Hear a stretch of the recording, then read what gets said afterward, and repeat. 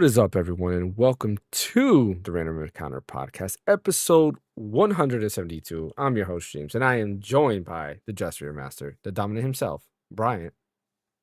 The return of the Dress Sphere Master will be coming back soon. It's starting to be spring. It'll be warmer down here. I can stop wearing thermals. He's coming back. He's coming back with a vengeance. And then we have the, the temporary Dress Sphere Master, the fanboy himself, Phaneckswhy. What's up? He deserves the title right now. Yeah. Yeah, And the of only, course- the only issue is Gong Freaks is blue. Or it's Yeah, because of the see-through. green screen. You're see-through. thing, Yeah. Yeah. That's kind of cool. You should just, one of these days, just have like a turtleneck that's green. So that it's just your head that's floating. Just and that's the floating head. Yeah. You'd be like The- Jambi. Yeah. And then of course we had the great ace attorney, Ash Destroyum, which I just Yo, what up, noticed guys? your background. Is that like some you never had that Mario picture back there, did you? I always did. I just never noticed it then. Yeah, no, because We never the thing saw was, over there. I Mhm. had the old camera I had was like up there and stuff, so you Ah. never saw that painting. Which, by the way, my sister made that painting for me. Oh, And nice. and I got a new camera now. It's called the Elgato Face Cam. Looks really freaking good and stuff. So I'm It gonna does. probably be sticking with this for a while. So Nice. You got Yep. which one? The Mark II or I think the Mark II. Yeah. okay, that's the same one that I have. Yeah, that's the one that I use for the Switch now. Oh, okay, that's cool. Yeah, that was one I was using for. Yeah, I have it up here, but now it's like whenever we use game chat again, that'll be the one that I use for that. I'm getting a Or Mark II. what is it? I'm getting a Mark II, not a camera though. I got a Elgato what is it, Wave 3 Mark II or whatever it's called. Oh, okay. Like For the this for one? the microphone. Is that the Mark II Wave 3 or is that just the regular one? I don't know actually. No, I think Okay. it's the Wave 3 Yeah. just came out, didn't it? Recently? No, the well- Wave 3 has been out before, so if Or I mean the Mark there's II. a recent one, then it's the Mark II. Yeah. So no, I have the original Wave 3 then, not the Mark II. Yeah, I just got it's coming on Wednesday, I think, and I'm excited. I don't know if you guys knew this, but I had my Astro A50s, Mhm. A50X headset, and it worked really well and everything, but I just kind of got tired of all the cords that it requires because it's a switcher, so you have to put Yeah. HDMI into it, you have to put USB-C into it. It has its own power source, and like it's just a lot of cords. And I'm a very tidy person, Mhm. and it sounds great. But then what I realized was I hooked up my AirPods Max to my PS5 controller. They sound fantastic. Yeah. And so it's like, why do I have these headphones that sound amazing and another set? Like, it just seems like redundant. So I'm going to sell my Astro A50s. And the rare instances where I play multiplayer gaming, I'm just going to hook in a microphone like this. And I decided, since I'm getting off a Logitech or Astro, I'm going to sell this microphone and go all in on Elgato because my Nice. computer is all Corsair stuff and Corsair owns Elgato. Yep. So that's kind of my thinking. Nice. Yeah, no, they make good products. Like the Elgato stuff is great. I still want to get the that new Stream Deck that has a display on it. That one right. was super cool because I usually have something here in the middle. You can't see it, but like right in front of me, like behind my keyboard, I usually have like my phone there.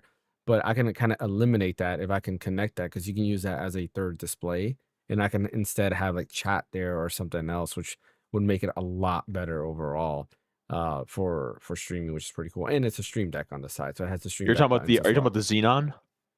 I think that's what it's called. I don't remember The, exactly. Are you talking about that keyboard with the? Not the you talking about keyboard the that has screen? the Stream Deck on it, but there's just a screen that has the Stream Deck connected to it. It's like Yeah, a that's like the like a Xenon. touchscreen. This is yeah. Okay. Yeah, because I forgot they did do the keyboard that has the Stream Deck on it as well. I forgot about that one. That one looks pretty cool as well. But yeah, awesome. Everybody's getting updated equipment for the podcast. Awesome. Yeah, I 100%. think I need to get a new lens now. That's what I need. What I need to do is get a better lens. That's it. Or better lighting. Actually, better lighting would be better if I had a better light over there. But anyways, we have actually not a lot to talk about today. We are gonna have just some fun because it wasn't that much news that happened this week. There was Pokemon Champions that released, which is very debatable. A lot of people are not liking it. Some people are okay with it. I know some people personally that don't mind it, and even though they have issues with it, they still enjoy it and they're playing it, which seems to be the Pokemon theme. Like, I remember me playing through Violet. Like, I was very bugged out about all the bugs, no pun intended, that it had at launch. but I still played through the majority of it until it got to the point where I couldn't play it anymore because the frame rate was really making me all nauseous and stuff. But yeah, Pokemon Champions came out. I'm not sure if anybody else tried it. I haven't tried it because I'm not really a competitive Pokemon guy. I just go through the motions, play, and then, once I'm done with the game, move on to the next one. I don't really care about the training aspect of it, as long as it doesn't pertain to the story. But yeah, that came out. What else? I think that was really it on the Nintendo side. There was, rumors of a PlayStation Direct happening next week, which I mean, it's possible. I think Nate the Hate said that, I believe he said it was next week, next Thursday, I think to be specific. I believe that was him that said it. It could have been somebody else. But I think the PlayStation Direct, the state of play is going to happen because there's a lot of things that's been hinting at. Not only that, the new UI seems to be coming out, so they might highlight that. Now they showed off the PlayStation stores is getting a new design as well, which is interesting. So now we have the UI of the PS5 plus the PlayStation Store getting revamped, which is awesome. But like, if the rumor is a PS6 comes out next year, why do that so late? Again, I don't think the PS6 is going out or is coming out next year because the CEO No way. himself said that they're halfway through the life cycle of the PS5, which doesn't make any sense. Like maybe in another like 2 or 3 years, the PS6 might come out, but I don't think the PS6 is coming out. If anything, the handheld might, but that's about it. But yeah, that rumor state of play might be coming next week. I think correct me if I'm wrong, Brian. Did Wolverine already have a release date, or the release date was just confirmed on Twitter this week? No, it's I not a think it release already date for a had. while, I think. Yeah, Did it? I think it Okay. was like fall of like 2026 or something, like that, wasn't it? Yeah, it says like September 20 something Yeah. was the date that I Insomnia. Okay, because I saw them post it and I was like, oh, did it always have a release date? I don't remember if it did. I thought Yeah, I remember it was like what you said, like fall like 2026, but there wasn't like an actual date. But if it did, Okay. then I misremember. Yeah, they might Um, have said it like during one of like the Game Award like snippets or whatever. yeah, or a state of play or something. So Yeah. yeah, I'm curious to see what they will show off this next state of play. Like I don't know what much more they can do because I feel like we didn't have a state of play that long ago, right? In March we had it, right? Or was it February? I don't remember. think I it don't was remember February. either. Yeah, I feel like it wasn't that long ago. So to have a state of play right now just kind of to me is kind of weird, but it also makes sense because why wait till May when June is like Summer Game Fest? You're probably gonna have the June state of play, so April will probably be the best time to do that. Yeah, I think that's really everything that's small news. So let's go ahead and talk about what we've been playing. While we're doing that, I apologize. The scenes is probably gonna get mixed up because for what we're gonna do next, I need to show a screen. So I have to mess around with Meld because unfortunately it doesn't have a preview mode. So you'll see the scenes be a little bit trippy, but you'll be able to hear Brian. So Brian, let's start with you. What have you been playing? Yeah, so I literally have only been playing Resident Evil 4, the remake from 2023. It's just like right now I just can't have enough of it. I just keep playing it and playing it, going through the story, going through the campaign. I just picked it up again on PC. The very first time I played through it on PC because I wanted to have the best graphics possible. But now that I've gotten to the point where my trophies on PS5 are to the point where the next ones are really difficult, I'm like, I want to go back to that comfort food and get some achievements on Steam. So I've been working through the achievement list on Steam to get the ones that I can knock out easily enough, and I'm going to try to bring them to parity so the PS5 and the PC versions are the same in achievements in progress. And then I might make my way over to Xbox Series and go do the same thing over there. It's a lot of Resident Evil 4. And that's really all I've been playing, which is crazy because I have so much stuff to play, but it's just like, I don't know, right now that third person shooter bug is just like in me right now where all I want to do is just play that. I was playing Control as well, and that's another third person shooter. It's just I can't get enough of it right now. And then Pragmata is coming out like next week, I think, and that's another third person shooter. So that's another one I'm going to have added to the list of things to play for third person shooters. So not a lot of variety right now. So yeah, that's pretty much all I've been playing. How about you, Fan? You playing anything? Oh, I started up 2 new games. Okay. I started up Stellar Blade. Oh, come on, man. Why you gotta obey him, bro? Come I on. had to enunciate that because I know Brian's OCD about it. So Stellar Blade. Stella is who does my hair. Yeah. Which when I opened it, I didn't realize it came with like the like pre-order like sheet where you get like extra like clothes or whatever. Which I thought was kind of cool. How far are you Normally into those it? expire. You know, like I haven't gotten too far. I'm just kind of running around and I kept dying because I kept jumping trying to get to a stupid pole. And I kept missing the jump. Either I overshoot it or I undershoot it. So it was just Are you in the it kept city? happening. Yeah. Okay. And then I also played Rise of Ronin, Mm. which, interesting enough, it wasn't what I thought it was. Yeah, Apparently, isn't it good? well, you get to choose weapon styles. Typically two. You get a main weapon and a sub weapon. You can kind of interchange it, but you play two people, so it's a party game where you can do co-op if you want, or you can just switch between the two when you're fighting a boss or people, which is interesting. You play a male and a female, and I guess they're called like the twin blades or twin edge or whatever, and they're secret assassins, and you're running around like doing missions, but you can swap between depending on like when you're fighting like mid fight too, like throughout the entire fight. So when I was fighting opponents, I was swapping in between the two. Like if one guy was running low on health, I can swap to the girl and then like attack the dude from behind and then swap back. So it was not what I thought it was, which was interesting. So I'm gonna keep plugging away at it. Is it see how Soulsy? much more I can get out. Kinda. Yeah. Okay. Not heavy into it, but kinda. I guess if you like, can kind of say it's like Neo-ish, but not like, but it's more. It's like if you mix, I guess, Neo and Ghost of Tsushima because it's a very period base. But yeah, I haven't gotten too far. I was just running around the tutorial and the training and stuff like that because you're fighting people during the tutorial and the training. But yeah, it wasn't what I thought it was because I thought it was gonna be like another Ghost of Tsushima story-driven, very like single player. I didn't, see the party, which threw me off. Be able to swap between two people. But then, I stopped that and start drilling into Stellar Blade, and that took up most of my time. Good man. That's my game of the year 2023. So love it.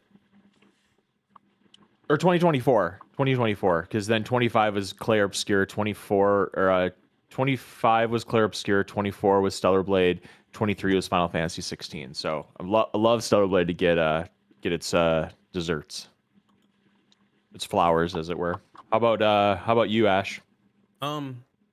Still playing Clair Obscure and stuff. I did make some progress, a good amount actually. I've been all I'm doing just exploring to like different areas and stuff and clearing all that stuff out before I get to the final boss. What I didn't know is that apparently Versus Draft is already unlocked. I think that was like a new patch they did later on because I know before you have to beat the game to unlock Versus Drafts and stuff, but now Versus Draft is just there, which I'm like, okay, guess I'll just The Versus Drafts was added as DLC. Like you couldn't get to that after beating the game. Yeah, that's what I'm saying. Originally, that's what I'm saying is that when they first added it, you have to beat the game first before you get access to it. Now, I thought you meant that. Okay, but now they put in the patch, and it's now just there. It's just there now. So I'm like, okay, gotcha. I think it appears when you finally get to Act 3 or something like that. So, but yeah, making progress on that. And since I got a new phone, which is pretty much the 17 Pro Max. I've been having some fun with some mobile gaming a little bit on it. I decided to try out Sonic Dream Team on there. Runs like a dream. And I paired that with the GameStar Galileo controller, which, man, that controller is magical. It's just, everything about the controller is just, I want to stay on it, I'm thinking about getting the Bluetooth variant so that way I can use it like with any system, not just with my phone, because I just like the controller that much. The Hall effect the Hall effect joysticks and triggers are just awesome. So, Is that the one that's colored like a Super Nintendo controller? yes, correct. Yeah. And then the Bluetooth variant, I think it's just only in black and that's it and stuff. So, and the funny part is you can they're both the same price, but since I still have the love for Super Nintendo, I wanted to get the USB-C version and shit. So, but yeah, I played that a little bit. Game's fun, and it doesn't look like it takes that long to beat either. I think around 4 hours or 4 hours or something like that. And hopefully, I can find some other games I can play on my phone too.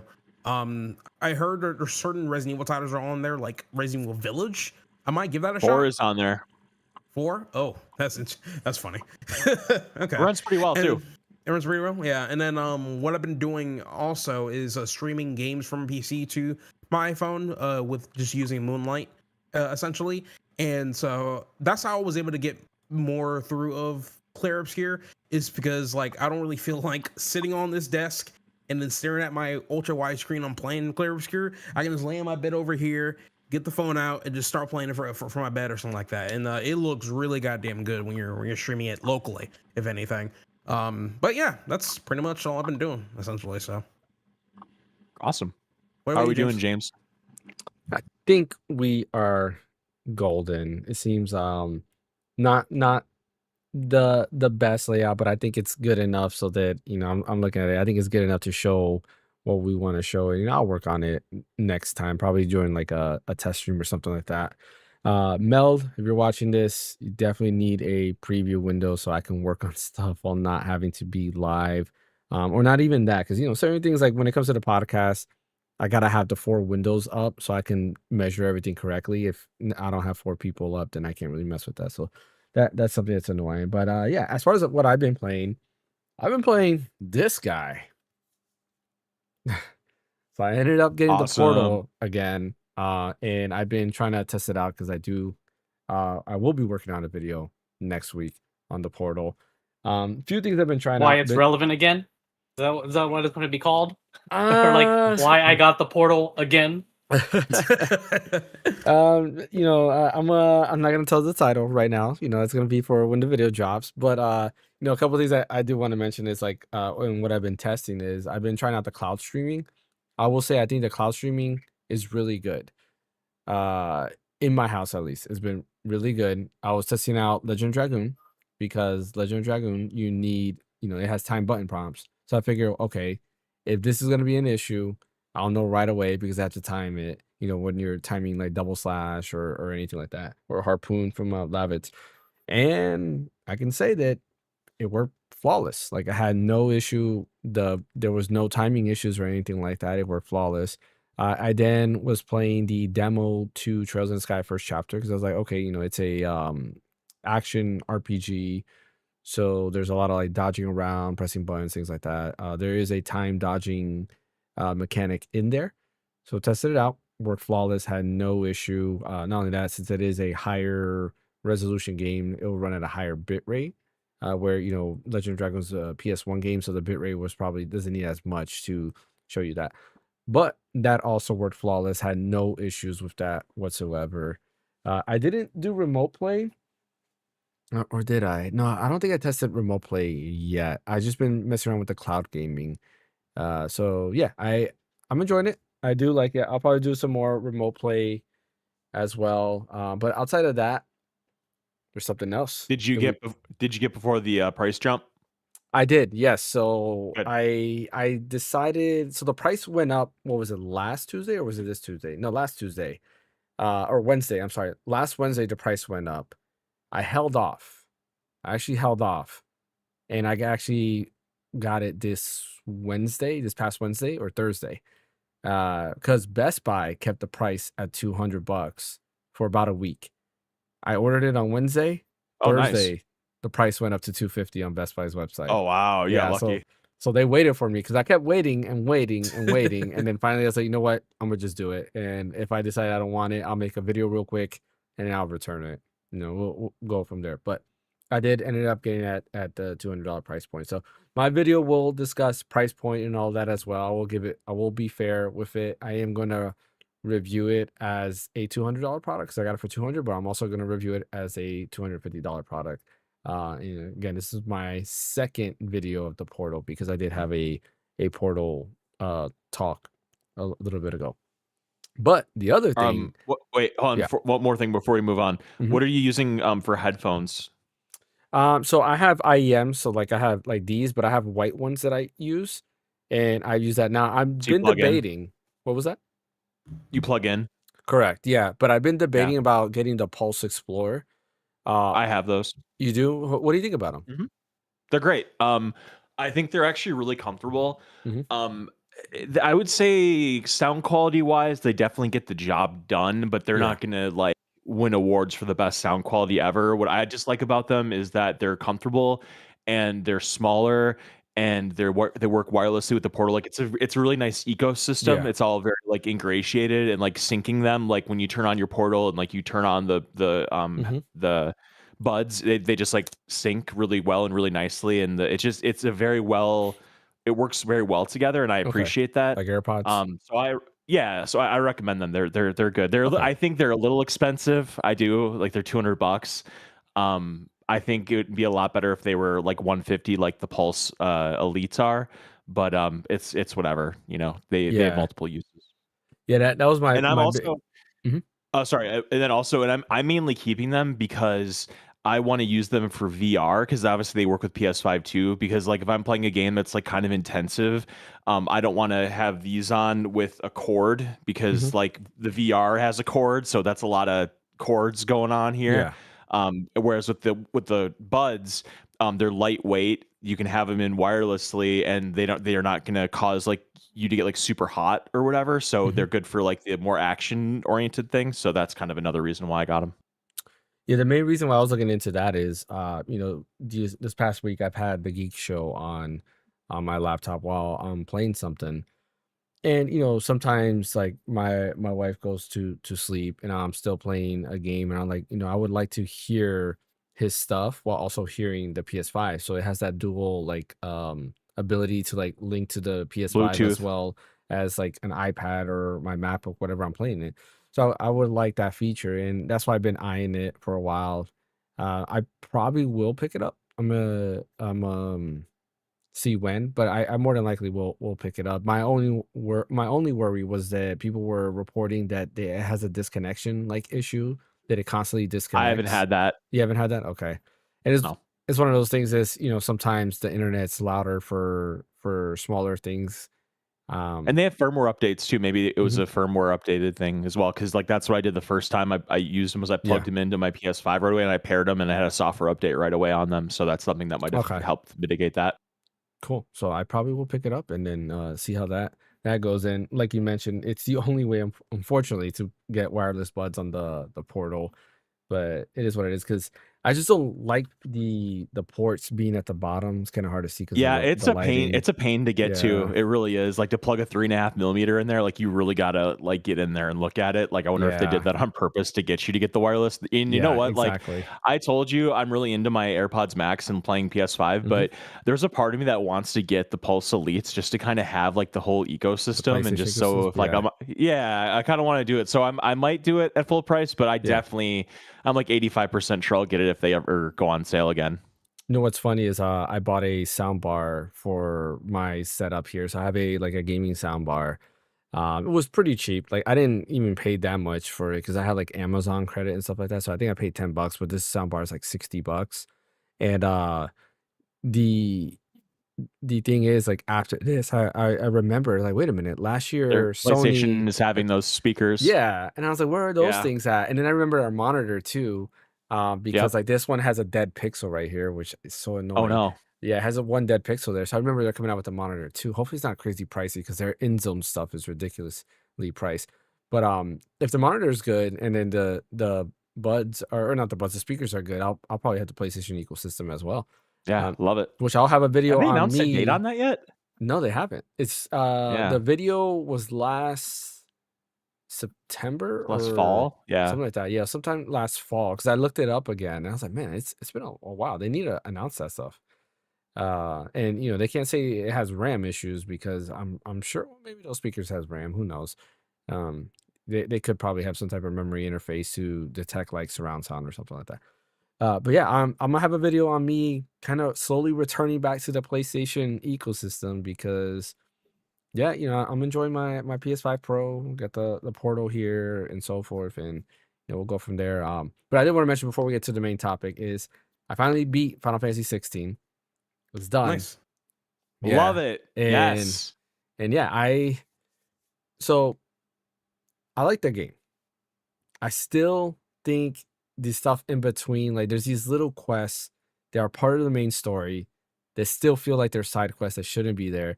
They still annoy me. But I will say this. Somebody told me this. He goes by Not Egyptian, when he views our videos. And he told me this, that the combat does get better once you unlock like Bahamut and Odin. And I will He's say right. it does get a lot better for sure once you get them. It kind of sucks that they're towards the end, but it does get better. Not only that, like I decided to swap out because I had this thing where if it's not broke, don't try to fix it. So if I'm going through a game and what I've been doing works fine, I'll continue doing that. If you guys watch my Final Fantasy VII Rebirth playthrough, like I went my party setup was the same the whole way. Everything, my material setup was the same the whole way. I did not change anything because I was like, it works. I'm fine with it. In the case of Final Fantasy 16, I did swap out some of my icons and I got like added in Titan, Shiva, which I love Shiva. I think she has the best movements, or when you get Shiva's like abilities, has the best movements. The whole like when you dash, you can freeze them. That was like super cool. It just added like another element, and of course the abilities that Shiva has were also really good. But I did have I did like all of that. I did like all of Bahamut's stuff. I did like all of Odin's stuff as well. And then Titan, the counter thing was so cool. I actually went and kind of made myself get that achievement where it's like you have to counter and then land all your shots on an enemy. I did that. I also got like some achievement on a boss. Oh, because you have to do the same thing to a boss, which was pretty cool. And I was thinking of platinuming it, but then I decided like, you know what? I'm on a streak Do here. it. I'm beating games. I'm on a streak here. That was my 4th game. I am playing Miles Morales right now. This is gonna be my 5th game because I never finished Miles Morales. I'm almost done because that game's short. I was like, you know what? I'm already at the end according to the PS5 little completion thing that it has on there. It says I'm 75% done. So I was like, you know what? Let me finish this and I'll move on to the next game and we'll see if that's we'll see if I decide to platinum it. But I've been playing those games and yeah, pretty Good list. fun stuff. Yeah. It- I've also been playing Pokemon Alpha Sapphire on my Retroid Pocket. What were you gonna say, Ash?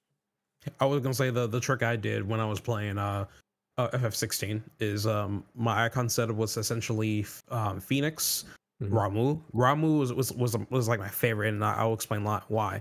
And I usually pair Ramu with Shiva, and then I think for the last one it was Leviathan. Everyone have fun, but essentially, I have a trick where I stagger enemies really fast with Ramu. And I don't know which skill that is when you're using Ramu, the icon, but you can basically place like a lightning field down, and Yeah. if the enemy were to hit the lightning field, it attacks them, but their stagger gauge that just shoots up really fast. So if you have an enemy that loves to do like a flurry of attacks and stuff, you can just place that stuff down. They hit that and they get staggered almost immediately. And Yeah. if they don't, then you can have Shiva do another flare attacks and they're already down. And from that point, that's when I go ham crazy with both Phoenix and Leviathan when it comes to damage. It's so fun to do. So Yeah, I probably should have added Phoenix again. But yeah, and I do want to add I love the cast. Like 16 does have a great cast. Like I can't think of one character I don't like in that game. So yeah, I mean to me, I think it's still like an 8 out of 10 game, I would say. damn an they- 8. I'm surprised you yeah. gave it an 8. I thought I was expecting you to give it like maybe a 6 or 6.5. Honestly, No, because I did enjoy, like, the story is great. Like I really do like the story. The music's great. Soken has great work on there, and then the combat does get better overall. And it's memorable. Like there's times where I'm thinking in my head, and there's moments like especially the intro of the game is very memorable. Like it's very like it does reel you in. Pulls you It's- in. Oh, Yeah, it does a great job doing that. It's just if it didn't really have those like mini side quests, it's almost like, hey, we need to add padding here, kind of like what Rebirth did. It's like we need to add padding here, just not to the extent of Rebirth. was like, we got to add padding here. Here, go find this tool for what's her name, Mid, so that she can build the ship and stuff like that. I'm like, come on, man. Like, send somebody else there. Like, I'm a dominant. Like, I should be, destroying cities if you want me to. That's That's fair. not really what Clive does, but yeah. Yeah. Ben Starr deserves an award. Like, it kind of sucks that he Yes. hasn't won anything. He got But stiffed. Yes, he deserves something. Like, he has to win something. Thank you, babe. He come across as like a really, really humble dude. He rather Yep. have one of his friends win an award rather himself, if anything. So we'll see. Who knows? It'd be great to see him win. We see him win something. Yeah, that'd be nice. That'd be nice. All right, let's go ahead and do our main topic, and that's having some fun. We are going to talk about the About Me video game list. So I did find this from, I believe he goes by the Twitter handle David Inc. I think it is. He does a lot of like RPG stuff. And I saw this list. I was like, this is super cool. And then he shared the link of how to do the list. So I was like, you know what? I went ahead and texted these boys, and I was like, there's homework. You guys got homework to do. You guys are going to create this list, and we are going to share it on the podcast.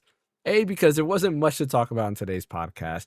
B, every now and then, I think we should have some fun on the podcast. So, who wants to go first? What should we do? You want to go first, Ash? All right. Yeah, let's get started. So let me go ahead and pull up Ash's list.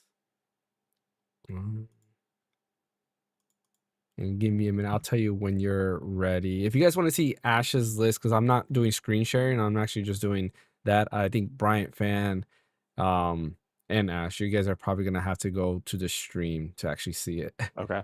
Yeah, because I won't be screen sharing it. Or I guess maybe I can screen share. Let me see. Hold on, give me 1 minute. I gotta change the source. Where the heck is the source for this thing? Oh, because I'm on the wrong thing. Put all 4 of or all 3 of ours up. Did you do it too, or did you just have us do it? No, I did do it as well. I'll be the last one. Okay. Oh, by the way, look at the thumbnail. Tell me what you guys think about the thumbnail. Oh yeah, I saw it. It was pretty good. That's good. Who has Cruising USA though? That'll be interesting. That's so the thumbnail was just me just putting random stuff in. I was thinking that's why I put like ET and all that stuff in there just to mess around. Oh yeah, ET, yeah, for sure. You see ET, Balan Wonderworld, Mind's Eye, like it was just being funny. Yes. So wait, are we taking turns by category, or do you want me to go through all the games all Go at through once? all of them. Yes. Okay, fine. I have to do it for both. That's kind of lame. 1 second. There we go. I'm sorry, you, the vertical. Listen, I got to figure out how to. Oh yeah, I think I can. Can I link this? I'll do this later. I know there's a way to link my scenes. I forgot. Anyways, we're good. All right. Go ahead. Go, Ash. Floor is yours. All right. Well, so starting with my favorite game, which you see here is Ace Attorney Trial Tribulations. The reason why I made this my favorite game because it's like literally the perfect game where everything that you learn from the first 2 games just builds so perfectly up to the 3rd game itself. There's a lot of twists, a lot of turns, a whole bunch of characters just have a serious glow up when it comes to character development, and everything just ties up neatly into a bow by the very end of the game. I'm not going to tell you what happens, obviously, but when it comes to like some of the antagonists and like who you prosecute and what's at stake at most, it gets very, very, very intense, especially by the end of it. And I really want everybody to play this game eventually. Well, this is the 3rd entry of the series, so you want to go start with Ace Attorney Phaneckswhy, Ace Attorney Justice for All, and then Ace Attorney Trial Tribulations. And honestly, in my personal opinion, if they would have ended the series at the 3rd game, I would have been perfectly fine with it because it was just such a well done story throughout the entirety of Phaneckswhy's experience, which is man, everything about this game I love. It's amazing. Really highly recommend. And if anything, I think right now is that you go on Steam, and then there's this whole Ace Attorney collection you can get for $60. That includes the trilogy, Apollo's trilogy, Investigation of Miles Edgeworth trilogy, and the Great Ace Attorney trilogy. So you can get all that for $60, and I highly recommend aiming for that on Steam. So, best story, which I know I know it's definitely not it's here again, but this has to go to Danganronpa 2. And the reason why is because everything was a bit samey, especially from the first game. But when you get to the end of it, it kind of just slaps you with a what the F moment. And the thing is, it makes sense, but you're just like, this is the game here that got me staying up till like 4 o'clock in the morning because I wanted to know what happened next. And it was insane. Like, it's one of those things where like you have to like get through this because it's gonna like once you go to work or go to school, this game is never gonna leave your mind. So you have to get this out of the way. And let me tell you, I feel like they should have ended the series at the second game because when the third one comes out, I feel like it was kind of like a nothing burger. But at the same time, though, it was kind of like a message from the dev team where they didn't want to make another one, but fans keep begging for a third one because number 2 was that good to begin with. So highly recommend getting Danganronpa 2. And I also think that they're also going to be releasing a Switch 2 edition for this later on this year for the Switch 2, which is nice. Definitely get that. And I also heard that that's also going to be on cart. So there you go. Now favorite art style. So this has to goes to Wuthering Waves. I've been playing this game ever since this game came out. And what I mean by art style, which I think this could have like a different, terminology to it. But the reason why I say favorite art style, because I really loved like the overall designs of the characters and stuff that you see in the game and stuff. I think one of my favorites has to go to Augusta, mainly because when you look up Augusta from Wuthering Waves, she gives you the Queen Marika vibe from Elden Ring and stuff. And the how her character design fits so well with her backstory, just it goes so well hand in hand together.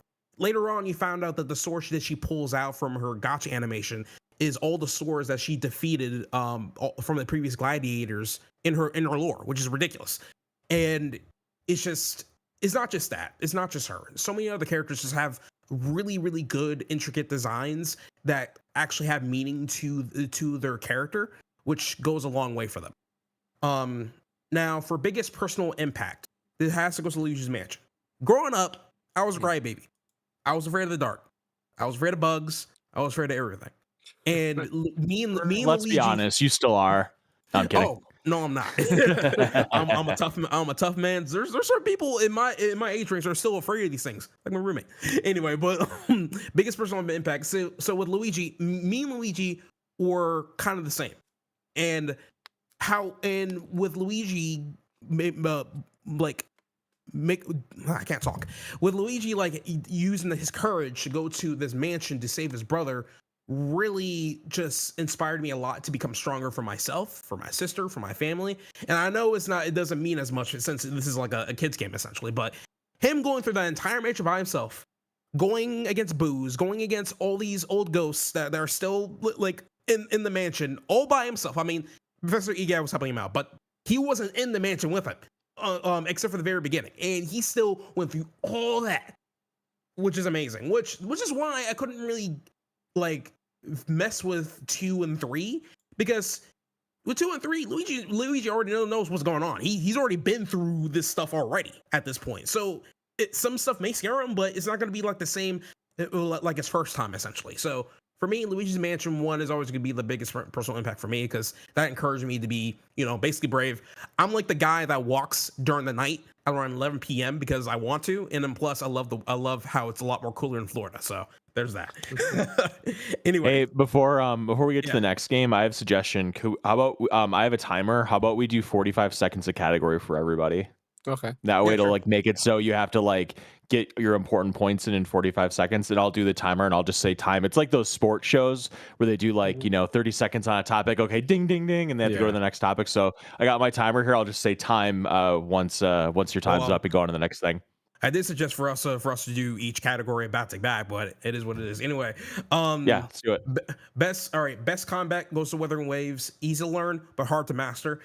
I know by looking at the game, it doesn't seem that much appealing, but once you actually get into it, there's actually a lot more stuff that gets into, especially when you go to end game when fighting certain bosses. You have to actually learn the bosses, know when to parry them, and actually use another advanced skill called quick swapping, which is basically something that the game doesn't really teach you. You have to figure that stuff out yourself, which is the beauty of playing a video game. You gotta learn it, So overhated.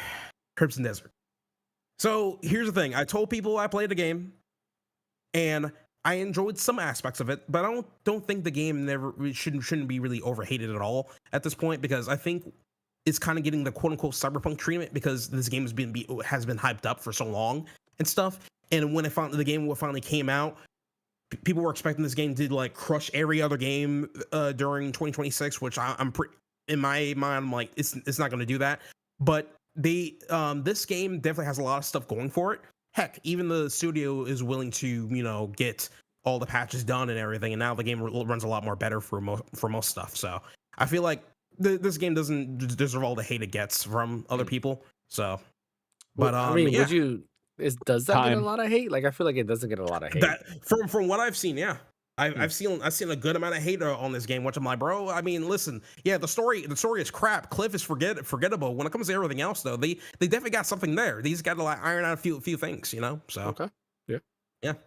Underrated, which goes to Shin Megami Tensei Digital Devil Saga. So this one right here, right? This is the game that like everyone should play, mainly because even though we have another category there where everyone should play, but this game right here is really, really good in regards to on how you should build your characters for each boss fight. And on top of that, the story itself is really enshrouded in a mystery. It's also one of the few games where we actually make a huge decision. It actually transfers to the second game, which is called Digital Devil Saga 2. This one here involves with characters actually transforming into demons. And what's cool about this is that you can actually put them into different skill trees to have them serve different roles within the party and stuff. Really, really flexible. But you also at the same time have to look at different stats on what would they fit best when it comes to fighting this particular boss or doing this and that. Really, really good. Early 2000s vibes. Music's really damn good as well. Is for Shoshoki Meguro is obviously doing the music for it. Amazing game. Highly recommend. Now, the unpopular opinion, overrated. Last of Us. I'm sorry, bro. I tried Last of Us several freaking times. I tried it on a PS4.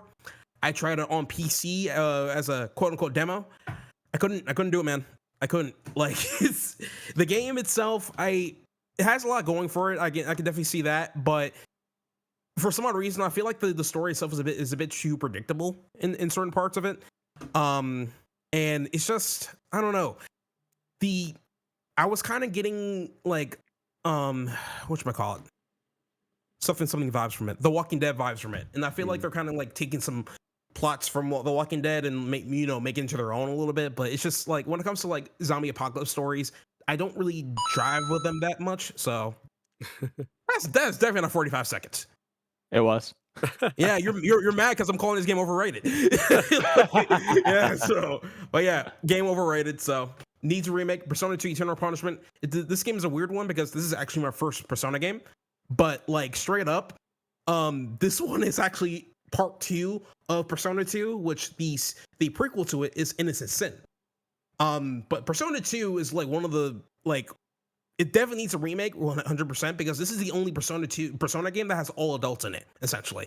And the different themes that they have in this game actually brings a lot of life to the characters and stuff. One of my favorite favorites is being Baofu. He's kind of like a old school hacker back in the day. He knows how to wiretap stuff and everything, and he kills enemies with coins.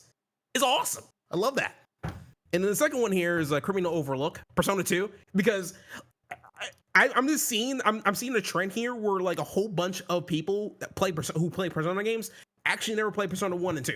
Which I'm like, bro, I'm one of them. Come on. It's crazy, man. Like, come on. You gotta play the other ones too, bro.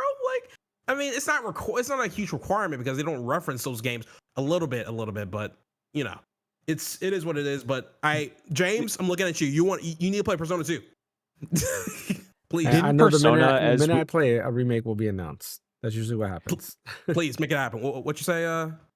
Isn't Persona as we know it now? It started kind of with 3, and 1 and 2 were kind of like not what Persona is now as far as like the high school setting and all that kind of stuff, or was it like that in 1 too? So Persona itself is a spin-off from Shin Megami Tensei. So all the elements that they grab, it's still present there. It's just from that point Atlas wanted to call Persona 3, 4, and 5 their own standalone game. Well, no, not even that. I think it starts at 5 because even with Persona 3, even had the Shin Megami Tensei logo on top of it still. So I don't care. Yeah, you took some of my minutes, Brian. Hey, I was engaging, man. All right, next. For favorite protagonist, this is from Tales of Vesperia. His name is Yuri. I forgot his last name. But Yuri, he's a very different protagonist, mainly because he's the type of guy that used to work for, you know, like the Justice Department, or he was all about justice and stuff. But later on throughout the show or game, he started to realize that, hey, sir, these people are really, really bad people. Why aren't we trying to take care of them like the Justice say they would? But his pal Flynn that also worked with him, he's like, hey man, you gotta follow the law. We gotta make sure certain things are done right when it comes to law and stuff. Then at that point, that's when Yuri left. And throughout the game, you're gonna see certain things that you didn't expect the main protagonist to do, which I really respect Yuri for. He really stands on business when it comes to his own ideologies and stuff. I'm gonna keep going because it's a fantastic game. And then second one is favorite antagonist. This is Mario, Luigi, Bowser Inside Story, and the antagonist is actually Bowser because in the title. Real quick to go back to the Tales of Vesperia. Did you ever watch the movie that tells his backstory of why he I left? have not. You should watch it. It is pretty good. It does. It ends like basically at the beginning of the game, but it is nice to see his backstory of why he left. I forgot what his thing, but it was basically like the military of that world. But yeah, it is a good movie. Yeah. So yeah, go Mario, Luigi, Bowser's Inside Story. Bowser Inside Story. So it's one of those things where like sometimes you see that they want to turn the main arch nemesis to like a good guy, which is one of those games. But at the same time, Bowser keeps his own point of view on how he sees things and how he wants to eventually conquer the Mushroom Kingdom. But when he finds out that, hey, there's actually a bigger fish to fry and you need the brothers to help you out, he grows a pair of balls and he says, he's like, you know what? Let's freaking do this. Let's take care of the problem. And isn't this the one where you go inside Bowser, right? Yes. Okay. He ingested something called a vacuum shroom, and he didn't mean to eat it. He basically got tricked into eating it by one of the old nemesis from Superstar Saga called Fafo. He eats that and he wants like swallowing everything, including Mario and Luigi and stuff. And that's how the story goes and stuff. Fantastic game. I recommend. Would you recommend the GBA version or the 3DS version? So the DS version, the best. DS. DS. Oh, sorry, yeah, DS. Yeah, okay. The DS version the best because the 3DS, the music ain't it. The 3DS they didn't do a good job with the 3DS version. I don't know about the music, bro, but DS perfect. Best soundtrack goes to Sonic Rush, mainly because I forgot his name, but I think his name is Hideki. He's the one who actually composed the music for Jet Set Radio back in the day. I did not know. The music he did for Sonic Rush was interesting because it kind of taught me like a whole different music genre. I didn't realize this guy was using like old stuff and remixing samples and remixing those things together, and that taught me like a whole era of different music, which was amazing. I'm like, wow, that's amazing. The whole stuff. What is it, the black on the I didn't I'm like this guy, he actually went back, grabbed the audio sample from Malcolm X and then throw that into a final boss music. That was insane. I love that. The too black, too strong, too black, too black. I was like, listen, it's still embedded into my brain. I love that so freaking much. It does have a good soundtrack. I admit that. I think I've used some of some of its songs on some of my videos. Oh yeah, man, it's freaking amazing. Now this is a bit of hot take. Best multiplayer, Mario Kart Double Dash. Listen, Nintendo wanted to be freaking unique with this game, and Mario Kart Double Dash was one of those games. This is one of the few games where you can actually get like up to 8 people to actually co-op with each other when driving a kart, because there are certain aspects where you have to press Z on the GameCube all at the same time just so you can switch on who's driving and who gets to do the attacking and throwing the items and stuff. This right here was one of the most creative Mario Kart games I ever played in my life, and I still have a blast playing with my old friends and stuff. It is amazing. I don't care what anybody says. It doesn't beat Mario Kart. It beats Mario Kart 7, 8, World. Don't care. This is the best one, hands down. So like, but now moving on to not my thing, but it's Animal Crossing New Leaf specifically, because when I was one of the early adopters of the 3DS, of course, and there was a dude that actually recommended me to get Animal Crossing New Leaf. And the funny thing about it is that I didn't know about Animal Crossing at all. But the thing that sold me on the game, which was funny, is that he said, "Hey, you can go to my village," and I'm like, "What? You can go to each other's village?" So that's what wanted to have me buying the game for like $35 and stuff. And ever since then, I still like enjoy playing it every now and then. But yeah, New Leaf was definitely a fun time on the 3DS and stuff. Turn my brain off. I couldn't find a good one for this one, so I put GTA 5 for it, because honestly, GTA 5 is kind of one of those games, like is when once you beat the game on PC, you can just throw any mod into it and just do whatever, just f around and find out basically. So that's basically what GTA 5 is going to be, and that's probably what GTA 6 is going to be when that game comes out. Honestly, play the story and then just throw mods in it whenever the PC version comes out, of course. Best with friends. So Stardew Valley. So this is like another farming sim, obviously, but I normally want to play this game with friends and stuff, because they especially with certain people that are big into this game, because they're the ones that like knows like each lore of the characters that are in there and stuff. And it's fun listening to them while also playing this type of game as well. So I think it's really, really good when playing with friends if you're not really into these types of games. But if you already are, I think it's also good just playing it by yourself essentially. So, now best retro game, Chrono Trigger. Honestly, listen, I never played this game growing up, but when playing this game and then thinking back on how in the hell did they manage to put all this into an SNES cartridge, I'm still astounded by that. It's really amazing how mind-boggling. Yeah, like it's really amazing how much they managed to put into this game. And on top of that, the characters are memorable. The music is freaking amazing, and like it has so much play value for an SNES game. I just like, you have like the biggest ahead of its time, huh? Yeah, ahead of its time. You literally had the biggest heads in the JRPG industry to collaborate on this game, which is we will never get anything like that ever again. I know you want me to talk more about it too, Brian. That's a game that I would say that, like, I kind of like agree. I think the Geek Show said it before that it really doesn't need a remake. Like it's fine. It doesn't. No. Just make it available. Yes, so I was gonna say that's what it needs. Is to be available on all platforms. Pixel remaster. It is perfection. Yeah. Now, nostalgia childhood game goes to Super Mario World. I played this game a lot growing up and stuff, because it was just this one was the most colorful game to me growing up and stuff. And I've always loved Yoshi in there, and I always love like going through all the worlds and playing it back to back. And it's just, I still remember the levels like it was yesterday. It's insane. It's so memorable to me. And I'm kind of glad they added the bit of a Mario World reference by the end of the Mario movie. Spoiler alert. But it was great. It was great to see this game coming back to my mind again when I see nostalgic childhood games. So now I know I talk about zombie games, but the game everyone should play should be Dying Light, mainly because this is a zombie game that actually lets you do what the hell you want. You can drop kick zombies. That's the game.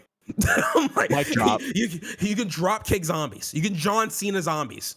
So that should be the only reason why you should get this game, is because of that, And if you want a bit more information about it, Roger Craig Smith is the main character. He's Kyle Crane. So nice. There you go. And like you get to do a whole bunch of parkour similar to Assassin's Creed 2. It's fun. It's a really, really fun game, and everyone should play this 1,000,000%. Dying Light sometimes is on sale for like $10. Pick it up, you love it. So isn't Dying Light, that's all of them. Isn't there a remake? Or no? Or am I making that up? There's Dying Light 2. There's Dying Light 2, and there's also Dying Light the Beast. That actually picks up after certain events with Kyle Crane, essentially. You can call that the Dying Light remake if you want, but it's not really a remake, if that makes sense. Gotcha. Okay. I have an idea. How about me, fan James, we just pick like one thing from Ash's list just to kind of make a comment on real quick. Something like struck us or whatever. Oh god, I know Brian's gonna go for Last of Us. I'll go first. I'm impressed, okay. Ash. I'm impressed. I was expecting more gacha games. I'm impressed. Why gacha games? What the hell? What's that supposed to mean, James? No, I'm just kidding. I mean, honestly, I think the comments that I'm there is like, he's spot on. Like, best soundtrack for Sonic Rush. Like, I don't argue with that. Last of Us being overrated. Like, I mean, That's a I hot don't- take. It is a hot Yeah, take. I know. it's- Listen. I get it. It's just, bro. I tried this game so many times. I don't yeah. know, bro. I don't know. It's just I can't. I can't get with it, man. I don't know. I mean, yeah, That's I mean, part of the yeah, one thing on overhyped this for me. category I don't agree with. But Is Last of Oh, Us. really? it's his grid, so Yeah. you know he can pick what he wants. I'm expecting some disagreements for the Persona 2 stuff, honestly. I haven't played Persona 2 to Yeah. make to disagree with it. Yeah, Yeah. same. Yeah, I haven't played much um, Persona games, so Go ahead, Brian. overhated Okay. Crimson Fan. Oh, go ahead, Desert. Fan. I mean, I think the Crimson Desert being overhated, I think it's only just because it's recency bias, because it's just a recent game that just came out and there's a lot of issues with it. Similar to like Cyberpunk, you know, Yeah. there's a lot of hate for it because Very of all similar the to issues going Cyberpunk. on. Pretty much. Yeah, Yeah. but then like they're updating all the stuff and They're like fixing it, making yeah. fixing it. So they're you on know, it. They're on it. yeah. I'm proud of them for that. So- they can't patch the story Yeah. in the world building, That's- but I mean that's- they have something. It's something that's not bad. You know, that's why I think Yeah. it's overhated, honestly. Hmm. So my overhated's different, but I mean that I wouldn't. Well, I don't know if that would consider it overhated, but I get your standpoint on that. I would say it's Yeah. more like just an unfinished game that they, you know, probably should have had it as alpha or beta, and that's then fair. Yeah. do all the updates for a final release. But Yeah. you know, that's just me. That makes sense to me.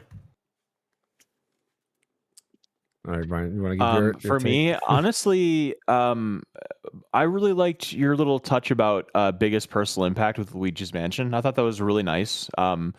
That game came out for me during a very vulnerable time of my life as well. It came out in fall of 2001, and it is kind of cool that, you know, Luigi is always kind of taking a back seat, and then he goes and does his own game, and like, yeah, he's freaked out, but you know what, he gets through it and he rescues his brother. And the sound effects in the game were great. I recently just went through it you know, several months ago. I think for Halloween I went through it, but I just thought that was a really cool anecdote that you had there about, you know, kind of how it affected your life and stuff. So that's a good story.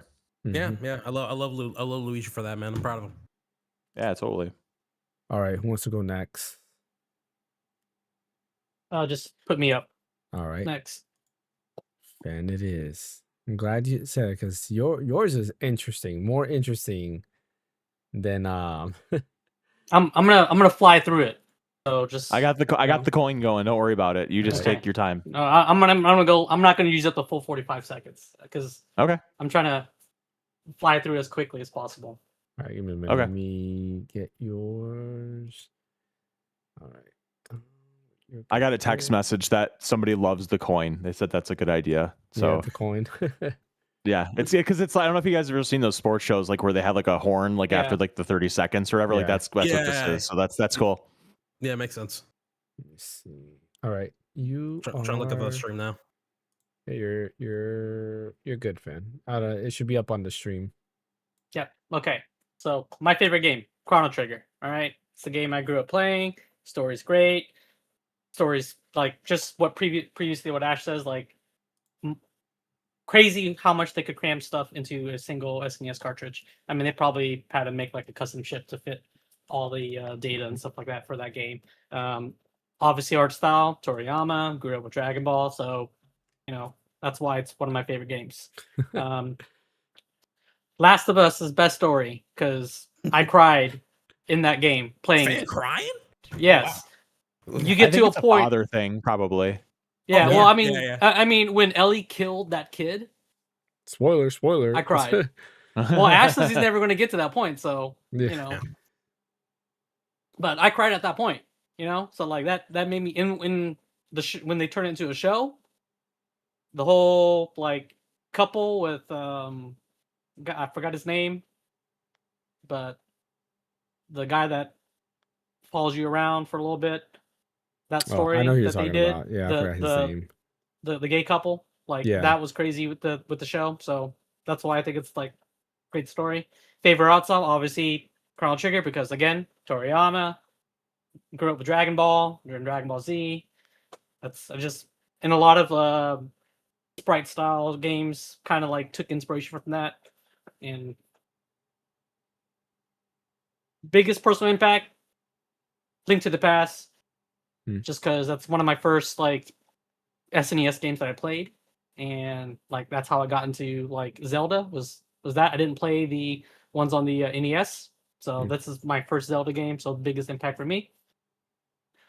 Best combat. Okay, I don't know if anyone else played Shadow of Mordor, I right? have. I Okay. love Shadow of Mordor. All right. Really good. That's why the Nemesis system that they created that for combat. Don't Yeah. see it in any other game ever. That's You why I think won't it's one of the see it best. in any yeah, other game, that's unfortunately. and they need to bring it back You're or right, man. implement it in something else. But it's Yeah. one of the best combats for me. Overhated. Chrono Cross was not Amen, brother. the Preach. yeah was not the like sequel that people were expecting from Chrono Trigger. Still a great game, but a lot of people hate on it. Not sure why, but I still enjoyed the game, but it is an overhated game. Underrated. Mega Man Legends. Not a lot of people played it. I enjoy the heck out of it, especially really playing it on the underrated, though? N64. I feel that there's a lot of... I don't think people like talk about it at all. Like it's. I mean, when you think of Mega Man, you're not thinking of Mega Man Legends. You're right. You're right. Yeah, Right? I'll give you that. Yeah. Yeah. Overrated Fortnite. Yeah, you're right. That's all I gotta say. Yeah. Mic Fortnite drop. is overrated. Easy pick. Needs a remake. Dirge of Cerberus. Great choice, I don't man. know about that. Like, I mean, enjoyed playing it. It's just I think they need to like do a remake to Quality where of it's life like quality of life, update it, like they do with Crisis Core. Like they made a remake with Yeah. they redid Crisis Core. Yeah, but Like, Crisis. why can't they remake Dirge to of me, Cerberus? Crisis Core was good though, and you just remake. I like good. Dirge of Cerberus, and was... Vincent Valentine was one of my favorite characters. So I mean, They Vince can make it good. Yeah. I guess they can. Yeah. Have Criminally Naughty Overlooked. Dog do it. I enjoy Tunic, the heck out of Tunic, and I don't think there's enough Tunic talk was about good. Tunic. Yeah, because I it's agree. like it's basically bringing back Zelda asymmetric, into current. It's a beautiful platforms. game. It is. Yeah. Okay. Favorite Zelda beats protagonist. Dark Souls, and the little the little things, the booklets you get, they're like reminiscent of like NES In a different language. manuals. Yeah. Yeah, those are awesome. Favorite protagonist, Cloud Strife, because that's just what I remember the most as like one of my favorite characters. Cosplay, like all of it up. Obviously, favorite antagonist has got to be his counterpart. I couldn't find a picture of it. That's why I did Crisis Core, but it's Sephiroth. Okay. Right. Okay, best soundtrack, Kingdom Hearts. Fair. For me, I loved it the most just because the main theme song like hits the chord. Yeah. Dearly beloved. Yep. You hear two Simple notes, and and you know clean, exactly what it is. Mm-hmm. Yeah. And then best multiplayer, I think just Mario Kart in general is the best multiplayer. I just put World because it's the most recent, but it's We had I a think great Mario time with Kart- that. Yeah, exactly. Especially with the cameras and everything that they set up for it. But We gotta that's for do me. that again. Not usually my thing. Beat Saber, right? I actually have a VR headset, so I do Beat Saber. Not enough, but sometimes. So VR isn't really my thing, but every once in a while I'll fire it up and play it. Turn off my brain. Pokemon. I put Fire Red in there again because it's recency bias. Just recently bought it, but it's one of the games that I can just start up. Not really. I can watch a YouTube video while I'm playing the game. I don't have to like pay too much attention because it doesn't require that much brain power to really play the game. Best of Friends, Super Smash, especially with Ultimate, with all the amount of characters. I mean, you can do 8-player co-op or versus, that's why it says Best of Friends, because you can have a huge party with that game. Best retro game, Contra, because that's the game that brought back the secret code: up, down, left, right, A, B, select, start. That's fair. Yeah. Nostalgic childhood game, Super Street Fighter 2, because that's the game that I always play with my cousins when we go over to their house, especially on the Super Nintendo. So that's most nostalgic for me because that's like the one game that I hang out with and play with my family. Game everyone should play is, it didn't have the artwork for it, but it's technically Final Fantasy 6, not Final Fantasy 3, but it's Final Fantasy 3 in the US. We know what you mean on this podcast, fan. Yeah, Exactly. yeah. I know. Yeah. But for the people out there who don't, and that's just the game that I think everyone should play because that's one of the first Final Fantasy games I played ever. Because again, it was on Super Nintendo growing up, and I loved it, enjoyed it. Had a huge strategy guide that I had to buy just to make sure I can beat the game and get all the secrets because your tutorials weren't out back in the day. It's one of the things you had to do. Nice. I do gotta say that best soundtrack. I was gonna put Kingdom Hearts, but then I walked it back, and I'll tell you why when it's my turn. But Okay. overall, like, yeah, I mean, again, this is your This list had choice. passion. Yeah, I would say it's your Yeah. choice, and there's a lot of things that I say. I'm like, okay, you know, there some I mean, similarities like Street Fighter 2. That's for me. Like I used to play that a lot as a kid. And I agree with overhated Chrono Cross. Like every time you hear about people talk about Chrono Cross, it just seems as hate. But I think Chrono Cross is amazing. I love it. yeah, it's a good game. It's just I Mhm. don't know why people, I think it's just because it came after Chrono Trigger, and Yeah. Yeah, that's such a hard game to, it's bigger shoes go to at fill, go essentially. behind. Yeah. Yeah. And technically, Chrono Trigger, the Chrono series is supposed to be 3. There's supposed to be a third game, but they scrapped it. Hey, Herc, Mac, welcome to the podcast. Any other thoughts on fans list before we move on? Yeah. I'm curious about that Dirge game. I never played that one. Dirge Cerberus? Yeah, Dirge Cerberus. Yeah, it's Yeah. like a almost third person shooter for the PS2 where you play as Vincent. Yeah. That's the Vincent game. Oh, Yeah. Yeah. crap. Wow. Okay, I didn't know that. Okay, now I know what it is. It needs some love. Makes sense. I just want to speak on the Chrono Cross for overhated. I agree. I remember, I'll never forget when that game got. I think it came out in 2000. I want to say, and EGM did a review on it where it was very controversial because they either had 3 or 4 reviewers, and 3 of the reviewers gave it a 10, and one of the reviewers gave it a 9.5, so it didn't get the coveted platinum award for being a perfect 10 game. Mhm. And I played it and I loved it. And at that point, I never even touched Chrono Trigger. And I just really wish that people would kind of just take it as it is. Like, yeah, it has the Chrono name in it or whatever. And there's some very like loose connections to Chrono Trigger. But I just think that Chrono Trigger is itself like a place in time for a bunch of reasons that make it timeless and like almost like a perfect game.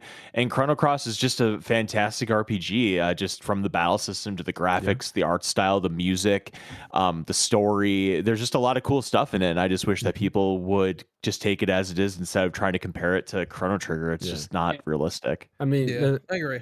the thing is, like, Chrono Cross does have a lot of like callbacks to Chrono Trigger. Like I'm like you, I played Chrono Cross first and then Chrono Trigger later. And like I did too. there is a lot of like that's what I'm saying. I'm like you that I've done Oh, that. they said unlike you. Okay. No, I am like you. Yeah, there we go. Gotcha. But like, and there is that cutscene where you find out that kid was raised by what's her name? Luca. Right? You find Luca's orphanage and stuff like that and things like that. Spoilers. But yeah, there is a lot of callbacks. There's more callbacks to that. I'm just saying one point. But like you say, if you take it as it is, I think it's a great game. I don't know what you expect. Maybe you wanted more Chrono in it, more, Luca, more what's her name? I can't say it. Was it Maribel? Aya? Maribel, whatever. Moral, right? Marl, there we go, Marl. Yeah, Moral. Yeah. Yeah, if you want more, of just, the whole cast there. And there's some things that are debatable, like who's who. For example, Guile. There's a theory that Guile is what's his name?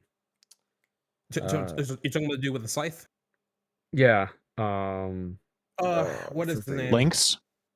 No, not Lynx. No, like Guile from Chrono Cross is the dude from the Cypher and Chrono Trigger. I forgot his name already. But I know who you're talking about. He was kind of like an antagonist like you fight earlier on. And he but joins later your on, party. And he joins your party. Yeah. Magus. Magus. There we go. Magus, Yes. yeah. There you go. Yeah. Magus. Yes, the Guile is Magus. Which they don't look alike, but like, I can see that theory there.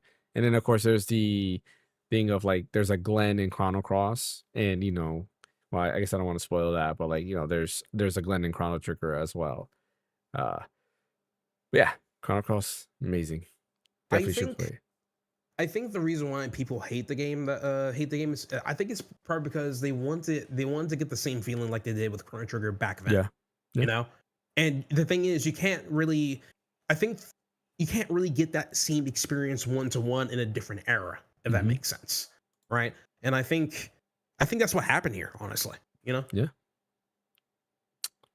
All right, I'm gonna bring up Bryant's hold on thingy. let me guess, 4 more Clair Obscure Expedition 33 Yeah, right. slots. I think so. I think it's either 3 or 4. Yeah, I think so. yeah, it's 3 or 4. I knew it. There you go. He is up. I'm waiting for my stream to update Oh yeah, on there YouTube. there's Yeah, a same. lot. Yeah, same here.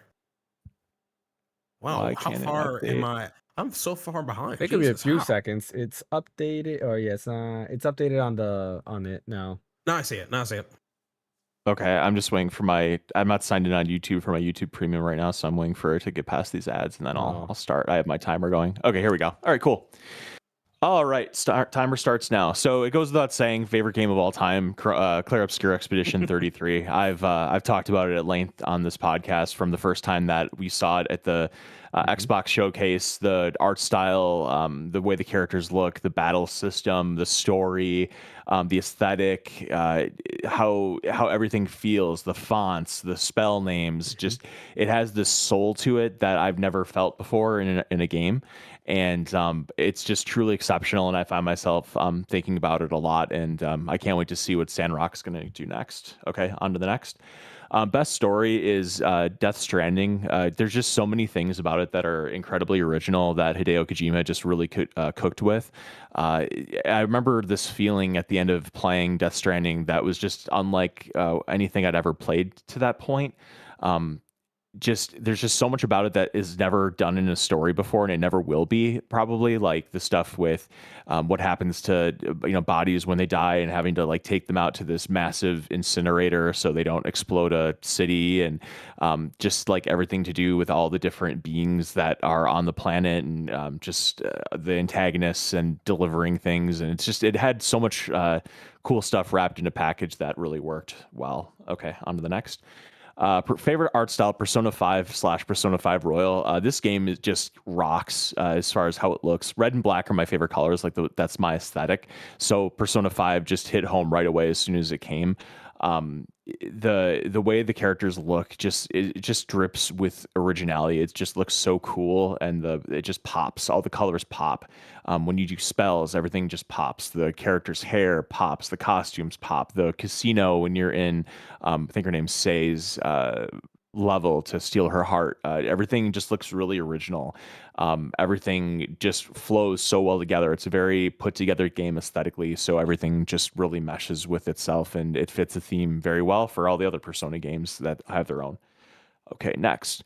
Biggest personal impact and best combat. I'm going to try to go a minute and a half on both of these, put together, obviously. So personal impact, Clair Obscure Expedition 33. I really kind of jive with the message of this game, or I don't know if you call it like a message, but just kind of like a overall sentiment of.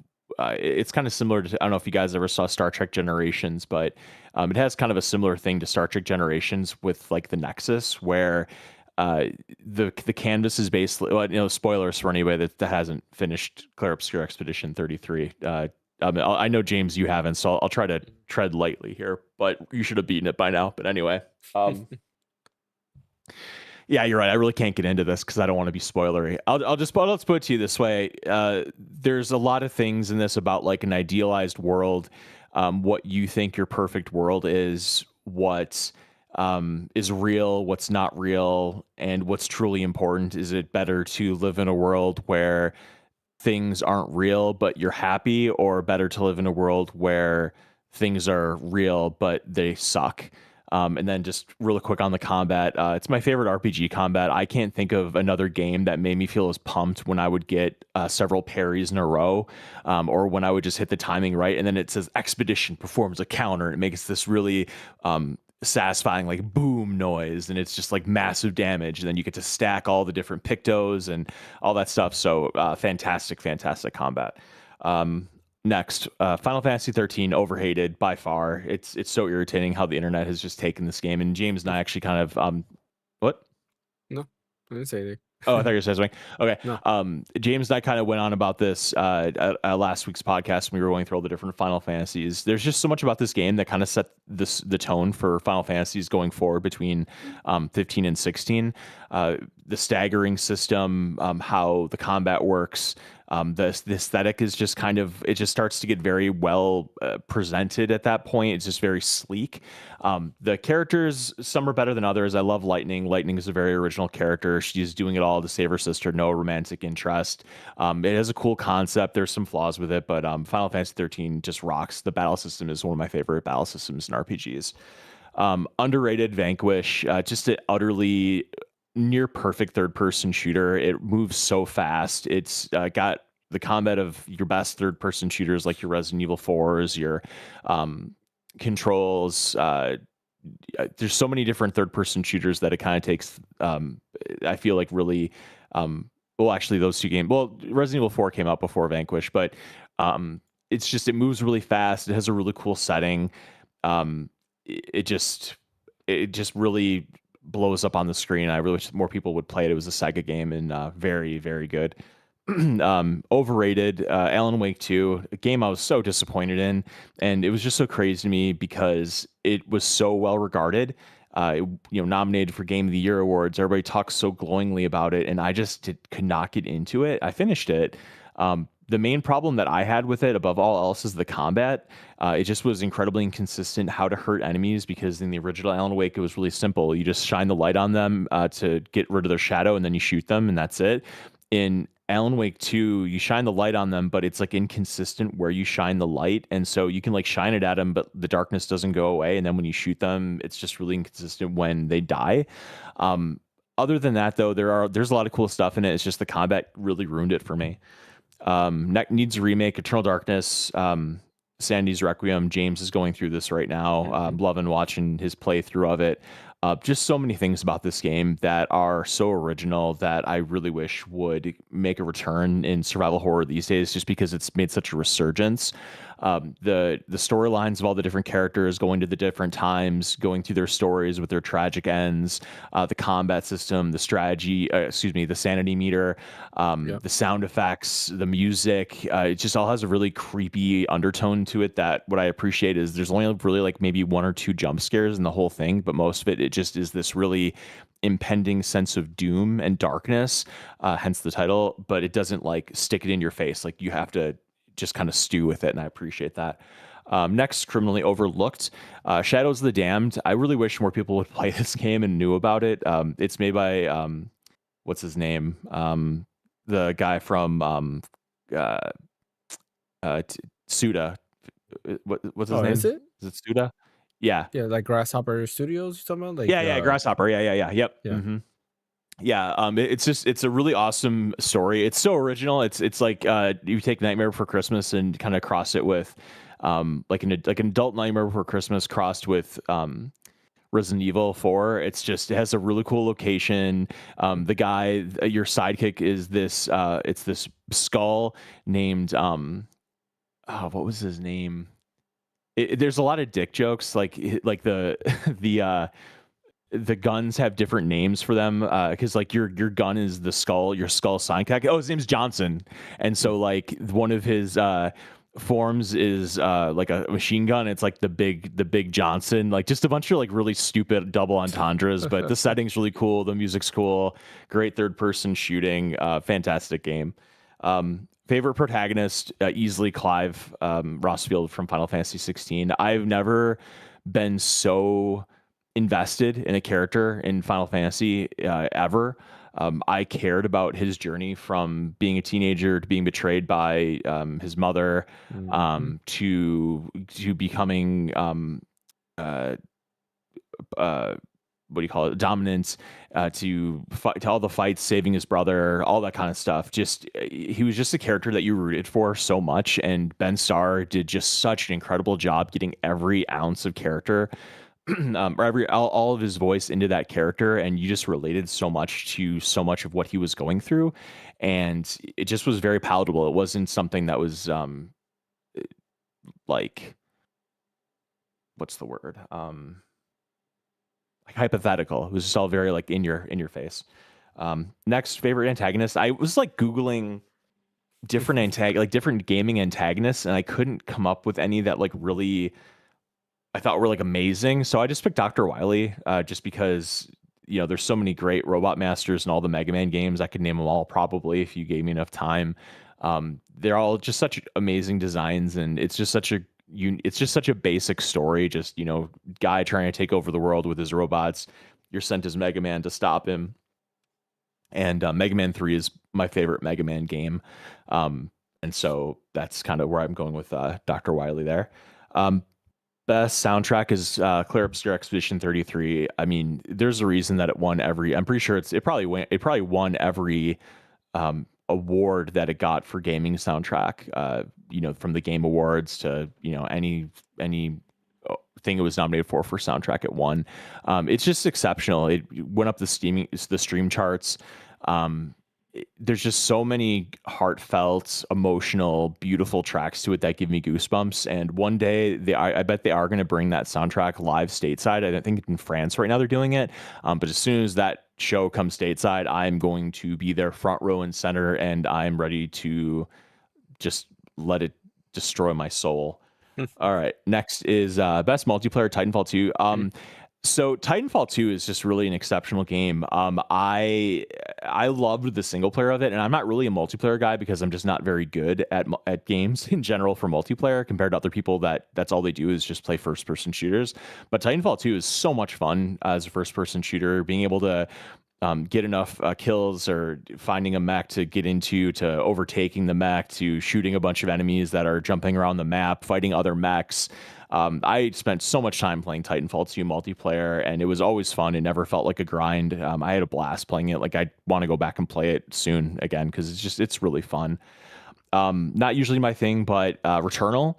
I'm generally not into roguelikes because I need that sense of progression that comes from video games. Otherwise, I feel like I'm just kind of spinning my tires and not making progress. And that's a big reason why gaming is a hobby that speaks to me so much, is because it gives you very tangible progress and leveling up and getting better at things. And roguelikes just kind of, you have a build and you do really well, and then you fail and you go back to the beginning. You have to like do it all over again, and I just kind of get tired out of that kind of grind. But Returnal has a really good a hook to it. There's a point in the game, at least where I'm at right now, where if you die, you don't go all the way back. You go back just like to the beginning of the act or whatever. Great, amazing combat, great sound effects. I'm really enjoying Returnal. Turn Off My Brain game, Vampire Survivors. It's a game where you just watch numbers go up and you collect power-ups. I think you could kind of consider roguelike just because you are getting power-ups, and every run you have, you start off with nothing and then you have to build up again. It's just a game where you watch the pretty colors flash and you see a bunch of numbers go on the screen, and you watch the numbers gradually go up, and you collect these little orbs to make your numbers go up. It's just very, what's that chemical in your brain? Dopamine. It's just like a dopamine hit game. Like, that's all you're doing is just hitting the dopamine, and it's just something to kind of turn your brain off and, watch a football game or something and have that going on in the background. Next, best game played with friends, I believe it is Splinter Cell Pandora Tomorrow. Again, I'm not really into multiplayer games too much, but me and my friend, we played so much Splinter Cell Pandora Tomorrow with Spies versus Mercs. I don't know if you guys ever played that, but it is so much fun in the Spies version, because it's like a team of 2 versus 2. You have 2 Mercs versus 2 Spies. And when you're playing as the Spies, it's in third person, and you have a whole range of viewing, like the camera. You can see everything around you. But since you're a spy, you don't have a lot of lethal weaponry. And then as a merc, you have lethal weaponry, but you are in first person, so your field of view is more limited.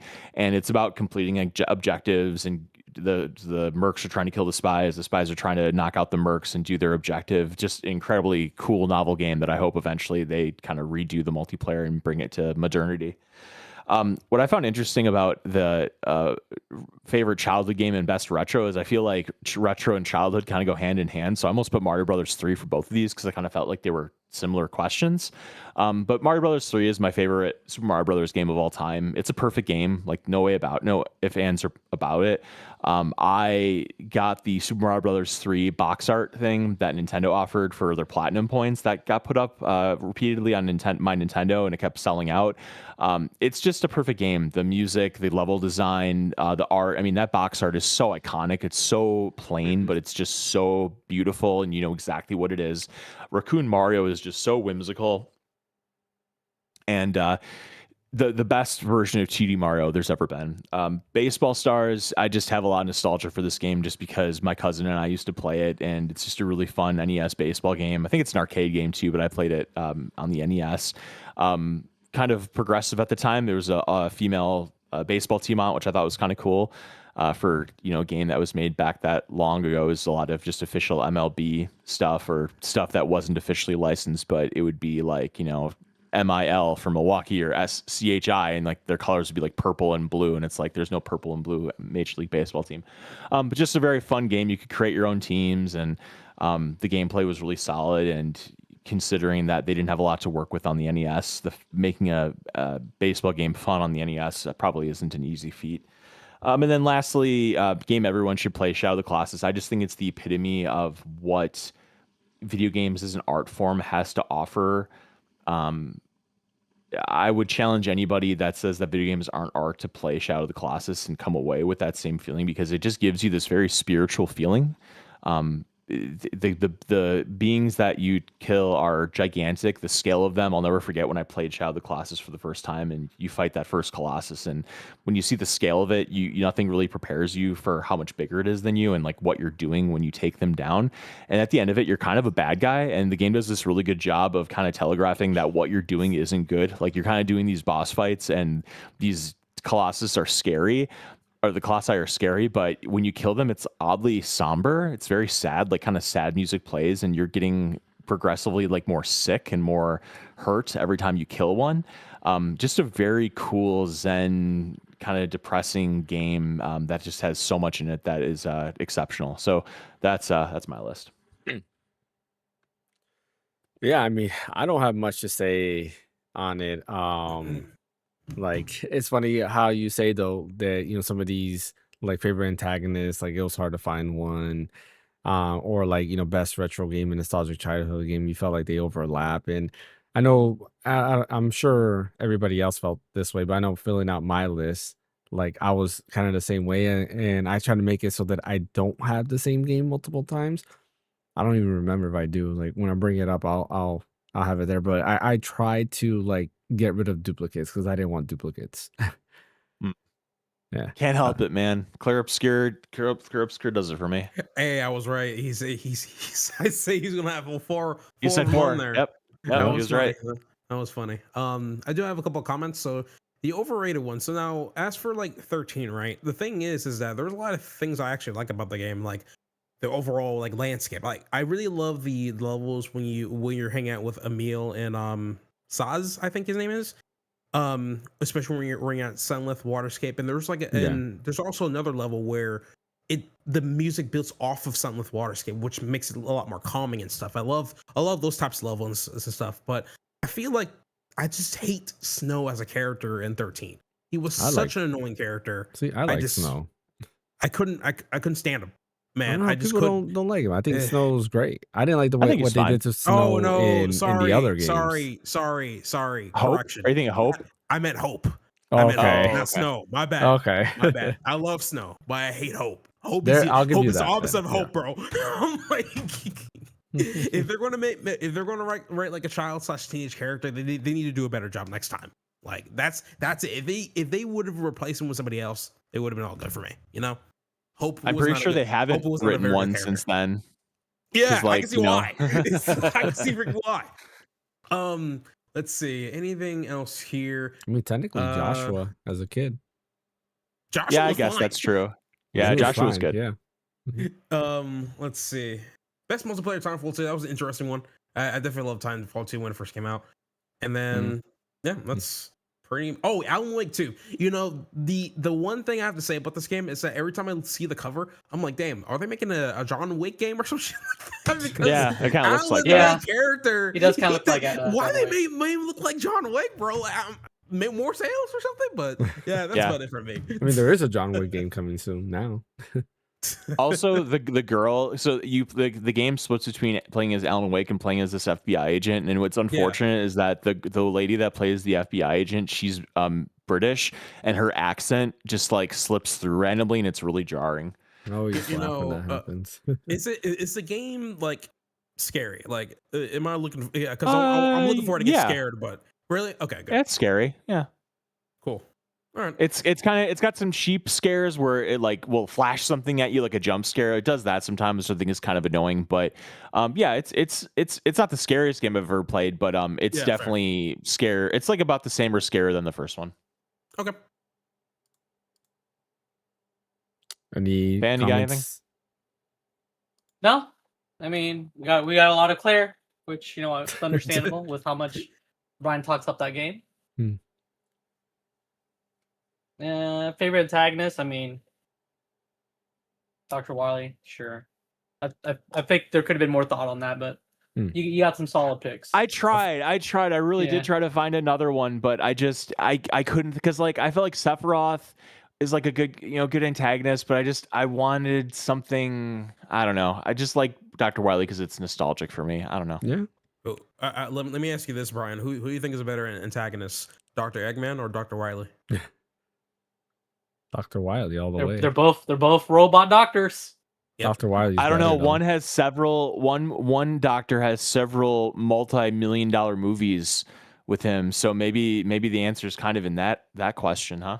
I mean, No, Maybe it should be Eggman. I'm looking at your personal opinion, not the overall. Yeah, scope, yeah, you know? yeah. I like Wily better. Yeah, I like the design of Wily better. I don't know. And he's got more variety of robots. He Mhm. does. I would say I'll give credit to Eggman. He does go all out with his stuff, especially with Metal Sonic. He's pretty good these days. So I don't know. Yeah. I mean, Wily's got Proto Man.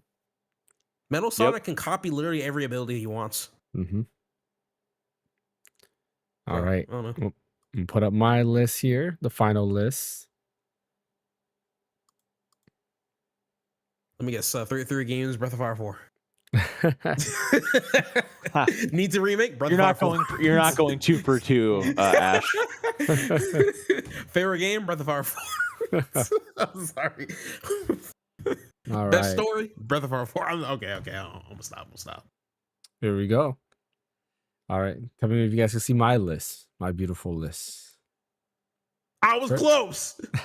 I said 3. This dude got 2 This on is the there, most. bro. This is the most 2. James coded list I've ever seen. I love it. I love it. It's very colorful too. I just noticed, like, comparing to everybody Yeah, else, it's very that mine is pretty. very colorful. I was really hoping for James to put Breath of Fire 4 for a remake. I was really hoping for him to do that. I was so close. I would have got 3. I would have got No. 3. I'm not surprised he put Lost Odyssey because that's the one he talks about the most that needs to have the remake.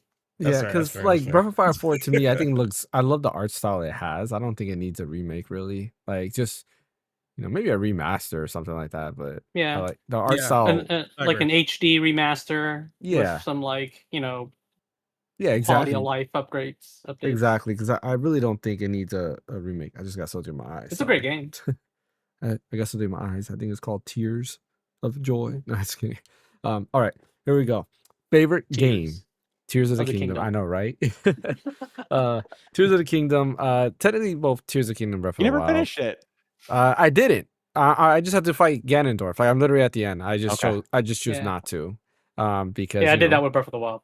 Yep.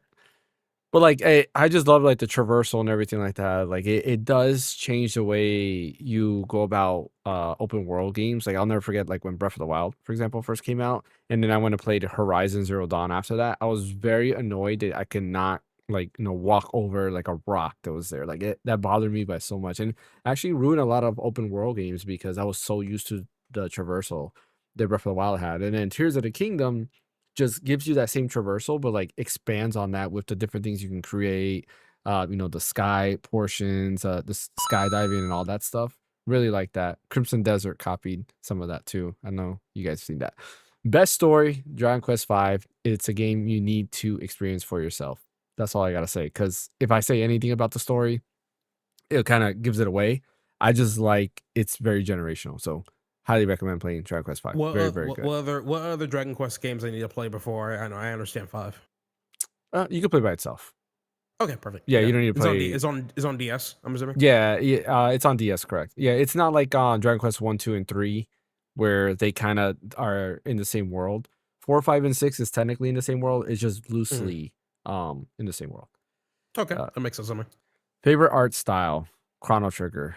I had to put Chrono Trigger on there, and I just Love think it. the pixel art style it has, it doesn't age. Like no matter what, even if you go back to Never the aged. original SNES version at that lower resolution, it still looks perfectly fine. I mean, what else can we say about Chrono Trigger? And plus, Toriyama's art style for the actual artwork is amazing. Biggest personal impact, Breath of Fire 4. It's literally what I mean, I would say changed my way of thinking when it comes to video games. Before Breath of Fire 4, all I played were games like Zelda, Mario, and racing games. It really wasn't me. I didn't really branch off to different types of games. Breath of Fire 4 came to my life. Loved it. Loved the art style too. Like, it has an amazing art style, as you can see with the box art. The story is great. Just, very impactful. And it's what got me into RPGs. So thank you, Breath of Fire 4. I love Mhm. the intro for that. I like rewatching that so many times. It It just is gives amazing. me Yep. it just gives me like full 90s feels, man. I love it. Yes, it's amazing. You started it, right, Brian? No, I've never played it. Never played? Oh man. You gotta see just watch like the intro movie, like the opening movie. I highly recommend that. The one game that should be turned into an anime. Yes, 100%. 100% agree. Best combat. This one was hard because I like a lot of the combat. I was actually gonna put Lost Odyssey. But then I was like, Clair Obscur kind of builds on top of it. But then Lost Odyssey isn't on this list. Yeah, it is. Oh yeah, it is. It's Yeah, needs it's right remake. there. Yep, you're right. Yeah, Yep, yeah, it sorry. needs remake, yeah. Okay. But I went with Trails in the Sky first chapter, mainly because I thought it's super awesome. And I can't think of any other game that allows you to switch from an action RPG to a turn-based RPG in the middle of battle. I think that's pretty cool and it's very unique. And I've been playing that, like I mentioned, I was playing it on the PlayStation Portal. I've also been playing it on the Switch too, because I actually own it on Switch too. And I love the combat. It's very fun. I like it. So yeah, best combat goes to Trail in the Sky first chapter. Very cool. Overhated. I think a lot of people don't like Resident Evil 5, mainly because of, Sheva, right? But Oh, yeah. if you play it with fair. somebody, it's amazing. I think it's a great co-op game. It's definitely a game you need to play with somebody else. But nonetheless, I think it's a great game overall. A good game. Let me not say great. It's a good game overall. Not better than Resident Evil 4 or any Resident Evil before that, but definitely I still think it's an enjoyable game, a game that I can go back to. Underrated. So the reason why I put this as underrated is because it's never mentioned when people talk about PS2 RPGs, and that is Rogue Galaxy. Has anybody here played Rogue Galaxy at all? Nope. No, but I own it. Okay. An amazing action RPG. Like great, like honestly, one of the best action RPGs there is, especially on the PS2 era. I highly recommend playing it. Such a good game. It's available on PS5, right through like the PS4 backwards compatibility, with trophies too, which is kind of cool. And I think it's upscaled to 4K. If not, you can emulate it, but I always recommend, if you can, play it legally. Really good game, really good voice cast. Highly recommend it. Overrated, Witcher 3. I've said in plenty of times on this podcast, I think Witcher 3 is overrated. I don't think it's that great of a game. Like, it's all right. Maybe even a little bit less than all right. Needs a remake. Lost Odyssey. Such a great game. Such a great art style. This is one of those that I would like the remake in the sense of like Crisis Core, where they just redo the graphics and leave everything else intact. That's the type of remake Lost Odyssey needs, because it is a great game. And I know with the power that we have in modern consoles, it will look even better. The story is great. Kaim as a main character is amazing. He's the voice actor of Bosch from Final Fantasy 12. Like literally the voice cast is top notch. Everything about this game is great. Go play it. You gotta play it. But we need a remake. Criminally overlooked, Breath of Fire 4. Again, similar to Rogue Galaxy, I just feel like when you hear PS1 RPGs, nobody's ever mentioning Breath of Fire 4, and it kind of gets me angry. Like, Breath of Fire 4 should be up there with top tier RPGs. I know Fan and Ash already tried it, and I mean, correct me if I'm wrong. Like, how do you like it so far with the beginning, right?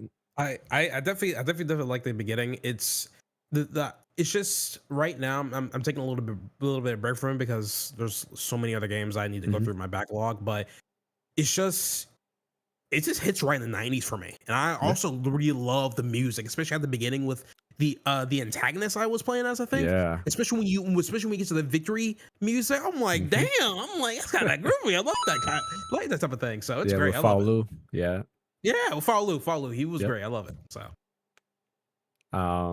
Anything you could say on that real quick, Fan? I mean, I'm pretty far into it. Not super far, like because that game is a long freaking game. It is, yeah. But I got to the point where like I got the scientist, the girl. Oh, you're further than me. Yeah. The problem is I switched between Vita and Android Oh yeah, that's emulated right. version. You So I did jump say back that. and forth. So like I'm further in one version than I am in the other. So like because I like the Vita like because how good it looks. Hmm. But You're talking about the girl with the I gun, like the right? fact. Yeah. Okay, yeah, With the cannon. yeah. Okay, But that's how far I'm at right now. cool. But I enjoy it. I mean, it's a great RPG game. Can't go wrong with it. Favorite protagonist. This is kind of cheating, and this was a hard one. Because I like a lot of protagonists.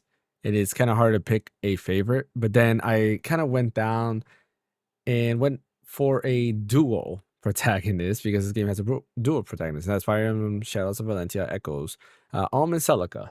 Like I have their amiibo right over here. I love them, and it's just they're such great protagonists from Fire Emblem. And how it plays out, and you see each of their stories. Like I just like them. They're just lovable characters. So goes out to them. Favorite antagonist was kind of like protagonist, very hard. I couldn't think of one. But then I remembered a nightmare I had. I literally had a nightmare about this antagonist. So I figured, like, you know what? You become my favorite. And that is the Black Knight, or the Dark Knight rather, from Fire Emblem, Radiant Dawn, and Path of Radiance. I had this crazy dream where he was knocking down walls, kind of like the Kool-Aid Man, and just like following me. And his theme song was playing, and yeah, so I give him a shout out. He's kind of cool. He's He was basically like just Mr. Darth Vader. X. Yeah, basically Mr. X. Yeah, he's like Mr. X, Darth Vader, all of that put into one. Best soundtrack. Another one that was very, very difficult. So I cheated with this and put Super Smash Bros. Ultimate because it has a bunch of video game soundtracks from all different franchises, including Kingdom Hearts. And I was like, you know what?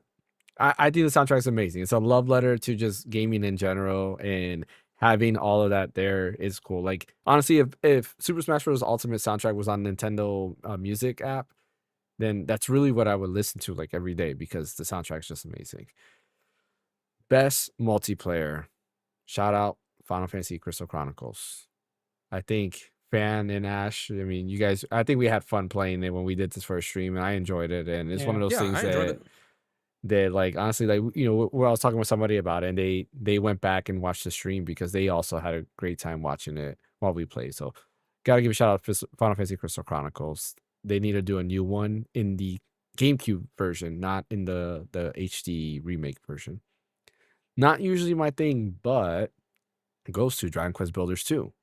You guys know I don't like Minecraft or any type of like building like games, but Dragon Quest Builders 2 is a little bit different. I mean, Builders in the title, and the story's fun. The building mechanics is actually really fun. It has like a combination to me. It feels a lot like Zelda mixed with building elements, and there's a story that you follow, which makes it even more fun. So Dragon Quest Builders 2, great. Not great for multiplayer, but great, for by yourself.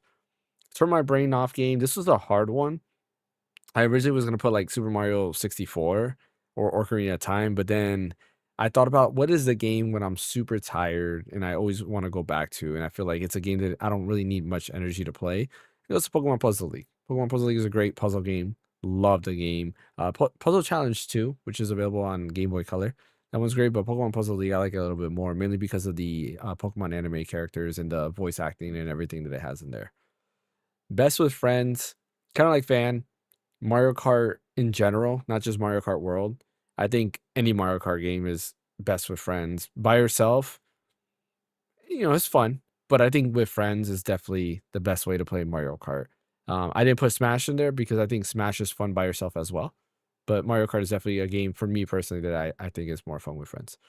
Best retro game. It was a tie between Link to the Past or Ocarina of Time. I chose Ocarina of Time because kind of like Pokemon Puzzle League and a lot of other games, it is the game that I go back to the most when I compare like a lot of other retro games. So definitely goes to Ocarina of Time, and I think not a lot needs to be said about that game. Nostalgic childhood game. This is one that nobody here, I'm pretty sure, knows this game.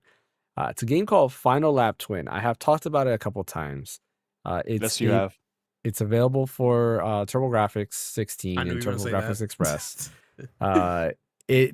What is very nostalgic about it is again, this predates my love for RPGs. This is a racing RPG. So you walk around a map in the art style similar to Pokemon for Game Boy, where you have a little character, you're walking around, you leave a town, you go into a world map, you move around and stuff like that. So similar to RPGs. You buy parts for your car and then you race other racers and you'll get into random battles, but they're just random races. And there's just something about this game that I like. And maybe that was like kind of that little push for me to like RPGs was this game. I don't know if it holds up today. Like I played it a while back and I was like, I liked it, but I don't know if anybody here would like it. I can't really say if it does hold up today or not. Depends on your tolerance. And of course, game everyone should play, Dragon Quest V. Play Dragon Quest V. If you think you've played, I don't know. If you think you know Dragon Quest, you don't know Dragon Quest until you play Dragon Quest V. Honestly, it's up there with one of my favorite games of all time. It's my favorite RPG of all time. It's just an amazing game. I highly recommend playing Dragon Quest V. Yeah, that's my list. Is Dragon Quest V the one where it follows the protagonist all the way to you know what? Yep, from Okay. being a child all the way to adulthood. Yep, Got it. Okay. different Interesting. generations, time skips in there and everything. All right, makes sense. Wait, so what this best story goes to? That's still Dragon Quest V? Yeah, best story is still Dragon Quest V. Yeah, that I chose Oh, different okay. art. Yeah, so the Yeah, game okay, makes sense. game everyone should play is the DS art, and then the best story is the original NES art. Okay. Gotcha. Makes sense. Yeah, Okay. they're both Dragon Quest V. Yeah, I just chose a Yeah. different artwork instead of having the same artwork twice. Yeah. Got more comments here. So for like the favorite protagonist one, I Mhm. really wish Intelligent Systems can just remaster or remake that game. Like I'm just like confused like why they never went around to do that. You know? Yeah, it's one of those things that I think it's weird that it came out when the Switch was already out, so it didn't sell as much. And it's definitely a game that should have just been ported to the Switch or like kind of like stopped and continued development on the Switch. But it is what it is. Gotcha. And then as for like antagonists, I think that's a kind of funny one that you chose, which is a Black Knight, because I think they implemented the black. I forget, but I think they implemented the Black Knight in Three Houses. And what's funny is that he has a passive ability where if you had like a sniper on your team or like a mage that used Meteor on the Black Knight, Mhm. no matter how far away he's away from you, he can still counterattack, which I thought it was so freaking funny to me and stuff, you know. Overhated one was interesting. I think people kind of dislike this one, but I felt there was like a lot more hate going to Resident Evil 6, to be perfectly honest with you. I feel like there was a lot more justified, hate though. going to that one. It was justified, yeah, 100 million%. So I'm like, you know what? Yeah, I feel like the overhated for 5. I agree with that point too. You know, so but other than that, yeah, overall, Solid man. list. Solid Yeah. list. Oh yeah, the Witcher 3 one. Yeah, I feel like Witcher 3 is kind of like overwhelming for a lot of people because like they throw you into the game and then they don't really explain too much on how to play it and stuff. Which I mean, Mhm. that's like the essence of a video game, in my opinion. The game's supposed to teach you how to play Yeah. by level design. But with this, they just throw you in there and be like, have fun, and that's pretty much it, you know. So yeah, I feel like that particular game kind of overwhelms a lot of people, you know. So Yeah. And I do want to say like no disrespect to like CD Projekt Red, right? Like I think they're great developers, I haven't played Cyberpunk, but I think they do make good games. It's just not my cup of tea. yeah, I did want to comment on for sure overhated. Mhm. Yeah, that's probably about it. It's just the overhated one. The thing about Resident Evil 5 is that there's a great game in there if the forced co-op thing wasn't there. Because if you could just play a version of the game where you just play as Chris or Shiva, it doesn't matter, but just play a one-player version of that campaign, I'm sure it'd be excellent, and it would just be like another third-person Resident Evil game, maybe a little less special because 4 was so original when it came out, but it would be a really good game, just a follow-up to Resident Evil 4. But the problem is that if you don't have a friend to play with, which oftentimes I don't, it's just forced co-op with the computer, and the AI isn't that great. You can't it has to, like, if you have like complex things it needs to do, like giving you an item, you giving them an item to use in a specific point. It's like Resident Evil is too specific for it to kind of like take its cues from AI.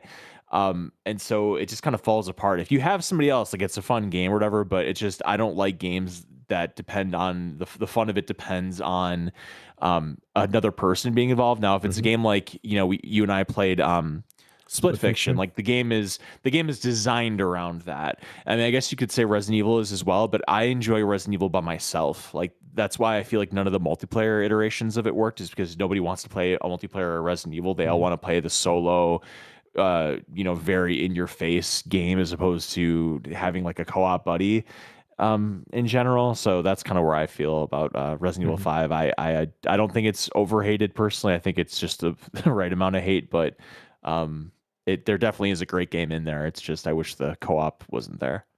I definitely think if they're going to do a remake, I want them to redo the level design where it focuses only on one single player. And at that point, you can just choose either to play as with Chris Redfield or Shiva, and that's pretty much it at that point. See, I want the multiplayer to stay because I think it's fun. And I'm a person who played Resident Evil Outbreak on PS2 online, right? Because I had the online adapter for Final Fantasy 11, and I always wanted, I want a true Resident Evil multiplayer game that would be fun. So I would like 5 to stay multiplayer, the remake 5 to stay multiplayer, but just add more horror elements, right? Because I think you could still make it scary, make it kind of like Resident Evil 0, where you actually are split apart, and there's segments where you're or kind of like Split Fiction, right, where there's segments where we weren't together and I was doing my own thing, you were doing your own thing. So something like that I think would do well.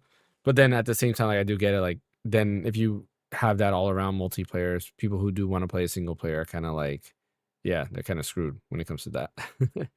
So we'll see. I just hope that multiplayer stays. I'm sure they can, with today's technology, and the AI for Sheva won't be that bad. And probably give you an option too to choose who you want to play as, so you can see through the eyes of Sheva and Chris and have those different routes. That'd be kind of cool. Yep. Any other thoughts on my list? I did give Lost Odyssey a try and stuff via emulation. The way I did it is I just went to the Xbox store, saw the game was like on sale for like $5, and then once I did that, I'm like, okay, all right, I'm justified enough for me to get the ISO and put into the Xenia emulator. And I think at this point it should be able to fully run the game without any issues, because when I first ran it, I think it had like some horrible game breaking thing within the Xenia emulator where you couldn't get past a certain part of the game. I think at this point now you should be able to run it with no issues. Yeah, so. I know they had a bug. Also, Infinite Undiscovery, another Xbox 360 game that I enjoy.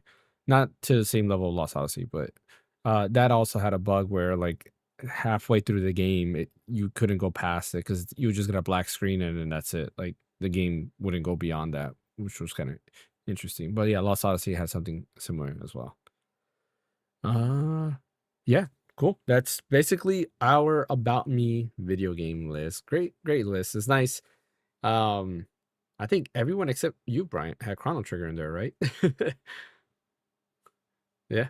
So I think so. I mean, it's not because I don't love it. It's just Brian doesn't like Chrono Trigger. That's actually his most that's hated not game. true. That's not true. The funny part, he's actually going to a Chrono Trigger concert this year. That is true. Yeah, that is true. He is.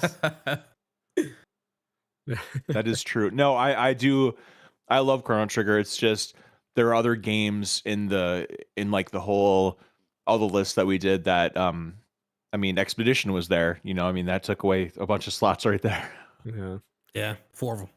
Yeah, and Chrono Trigger also has great music too. Yeah, like the music. It does. I'm gonna go see it live. Very good. Yeah, that should have been your best music. No, I know you love Clear Obscure. I do. One last thing before we end today's podcast that I had right in the notes and I forgot to mention in the beginning, but Metal Gear Solid movie is officially been announced by Sony, being directed by the Final Destination Bloodline directors. What do you guys I'll think believe it about when that? I see it. That movie was actually well regarded, I thought. It was good. I saw it. Me and my wife saw it, and it was pretty decent. It was I think you saw it decent. too, right, Pan? No, I haven't seen it. No, maybe it was It you was then, Ash. Yeah. it was decent. Funny enough, I watched that one while I was on the plane going to Japan because funny enough, they had like American movies in there. What an so awful movie to watch Yeah. on a plane, by the way. Hey, it was fun. Yeah, I didn't care. I was curious though because I'm like, damn, what the when they come up with this movie or something like that. So I watched that one. I'm like, okay, it's decent. I just think it's kind of So- weird. Like you have somebody who makes because I think their first movie was actually Final Destination Bloodlines. There was the article by Hollywood Reporter, and I think they mentioned there that was literally their first movie, and now they're doing Metal Gear Solid, which is a totally different subject when it comes to like movies. I would feel better if they allowed Hideo Kojima's inputs into the movie. You know, Yeah, I don't think 'Cause they will. that dude from the very beginning was inspired to be a movie director for such a long time. You see in his games, so it would make more sense if he was like the co-director for that movie or something, you know. Mhm. But Yeah. that's Yeah, just but me. he's not with Konami anymore, and it ain't gonna happen. Yeah. I know. Sometimes Konami can just suck it, man. I freaking hell, I hate him. He's too busy going to be working on the Death Stranding movie that's supposed to be coming out. Yeah, and his one day. other whatever other project he has going on. Yeah, Overdose. with Jordan Peele or Yeah. something like that. Yeah.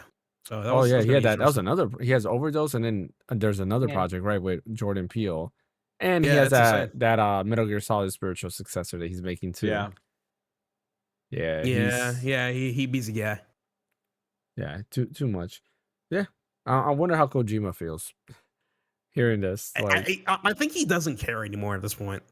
I mean, I don't know. Like, you feel like he created this. This is like his project. This is really what put him on the map. You don't think he doesn't care? Yeah, Like, no. Well, it's mainly because he's already all this stuff happened like so long ago. He's already Mhm. moved past, made his own studio, doing like 4 different projects. Well, one of them with a big prominent person in the Hollywood side of things and stuff. He collabed with Norman Reedus to make the protagonist for Death Mhm. Stranding. He's gone past that, bro. yeah. He's done. You know, so I mean, they haven't really done anything with Metal Gear since he left either. No, yeah, Yeah. just Delta. I mean, That's it. except releasing stuff. Oh, Yeah, and there was Yeah. what was that? The zombie Metal Gear Solid game. Remember? that was horrible. I forgot what that one was Survive. called. Survive. Yeah. yeah, they Yeah. and Kojima knows they can't make a new Metal Gear Solid game because that's such an original game. Like you can't replicate a game like that. I mean, you can bring up Splinter Cell, but that's Splinter Cell. You Splinter Cell's know the different. difference between Splinter Cell and Metal Gear Solid. You know, Yeah. so that's just they can't Yeah, make. they don't have any. They don't have any spy / espionage like covert games right now. Yeah. None. They need to bring them back. It's Yeah. just the flavor that Kojima brings to his games. Because when I was looking through clips, I didn't expect to see certain things in there. Yeah, But it's just Kojima-esque writing that you never get to see in other well, stuff. not even that. you Just know? like mechanics in general of gameplay, like the whole Mantis fight where you have to like swap the memory card. Mhm. Yeah, I like- remember. Yeah, Well, yeah, there was even in Metal Gear Solid 4. Who is it? There's like the Psycho Mantis like other. I forget what it's called. One of the what they call the 4 beauties or something like that. Is that what they're called? Or beasts, 4 beasts, something like that. I know I they're don't like remember. they're like Beauty and the Beast related. I forget what they call them there. But one of them is like because that game has the part where you can go into first person, and when you go to first person view, you can see like one of I forgot which one it is. The sidekick one, they'll just hovers around, and then when you move the camera, you can see and it'll disappear. But like if you look at the cutscene normally in the like angle that they want you for the cinematic one, you don't see it. But when you go to first person, you can see like these things happening, which is kind of cool. Like he Love did those have little touches. some yeah, exactly. Those small touches there he put in games were amazing. Yeah, give him a lot of props. Like a lot of people that hate on Kojima, I don't think they really understand his way. They probably haven't even played all his games. So Probably not. yeah, there's that. Even Zone of the Enders. Great game. I like Zone of the Enders. Before we head out, I Mhm. just wanted to show and tell 2 things. So this is the My Nintendo reward I got. No, nice. Oh, cool. I love it. Yeah, I love it because this is like one of my favorite box arts of all time. Love it.